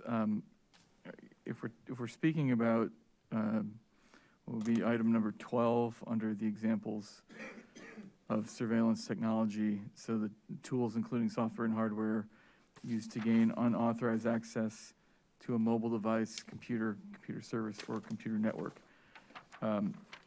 So with the caveat that I did not write this language, I believe that what we're talking about here, and the way I would interpret it, is the same way that we discussed during the police department presentation about the Celebrate technology, and that's we would view authorization as either a warrant or permission, and that anything outside of those bounds, from a legal standpoint, generally we would view as not authorized and potentially violative of an individual's rights under the Fourth Amendment. So that would be the bright line standard as I would interpret this. If we're talking about authorization in other parts of this proposed ordinance, it would depend on the context. If we're talking about council authorization to utilize a particular technology, but I think you're asking about, if I understand your question right, the specific authorization to access an electronic device. I'm just going to throw out there, just based on what you said and what the police department said, number 12 is just illegal. It's against the Constitution, right? Unless there's exigent circumstances. You can't, access an individual's computer, mobile device, or computer network without some kind of probable cause or permission. Yeah, I mean. Well, that's what I'm saying too, is that if somebody has unauthorized access, then they are basically hacking somebody's stuff or something. So that is in and of itself a crime, correct?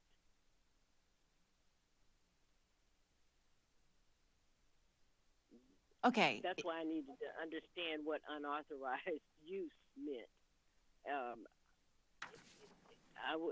I just didn't understand. I really don't understand the use of that word, of those words, particularly when we're talking about having an ordinance about surveillance. So what you're trying to say then is that I'm trying to understand, are you trying to say that someone on the police force is doing this, or would that be anybody? So Grace, do you want to speak a little bit to number 12? And I'm just keeping an eye on time here. So we got 7 minutes. What about it? The point being that in my you could opinion, argue it's unnecessary because unauthorized access is already illegal. prohibited.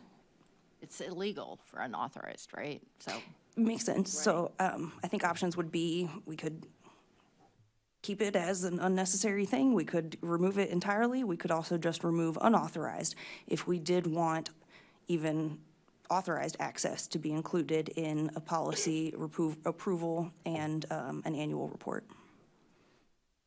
I think that gets very messy because, well, I'm not even going to go into that part. I mean, certainly it's a conversation that the council can have.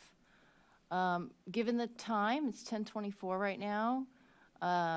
It seems like, James, do you have a suggestion? I'd like to make a motion to keep this in the committee of the whole. Okay, James has moved to keep this in committee of the whole. Do I have a second? Second.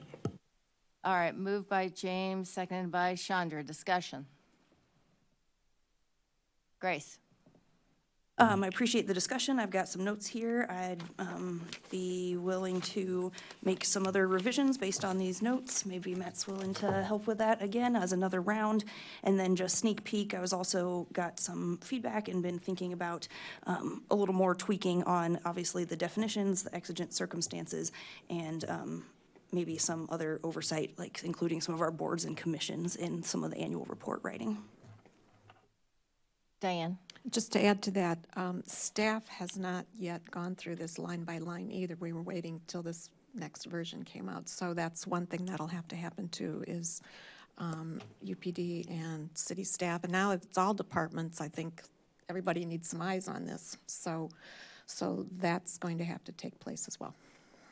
Can I make a suggestion that it be on the discussion and not on the old business? Because it is still under discussion. Because it's an ordinance right now.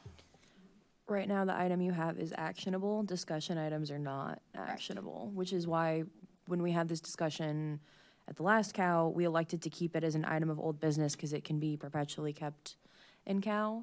Yeah. We can certainly add a separate discussion item, but for the purpose of the motion on the floor, I would recommend you provide direction as to which COW meeting you would like it to appear at. If at a future meeting you prefer to have a discussion item rather than an actionable item, because they're separate. Okay, all right. All right, so the motion on the floor right now is for, to keep it in committee. It would appear at the moment as old business. Do we have a? And at the next committee of the whole meeting. At the next committee of the whole meeting. Okay, are you ready to vote? All those in favor, please say aye. Aye. All those opposed? All right, that motion carries. We have 4 minutes, guys. You guys get less than 30 seconds. Council input and communications. Would anybody like to provide council input or communication? Going once? James. I just want to say how nice it is to have a meeting with 3 potential economic growth discussions on the table. I really think that's great news, and I think it's a sign of more things to come. All right, anybody else? All right, with no further business before this board, this meeting is adjourned. Thank you very much.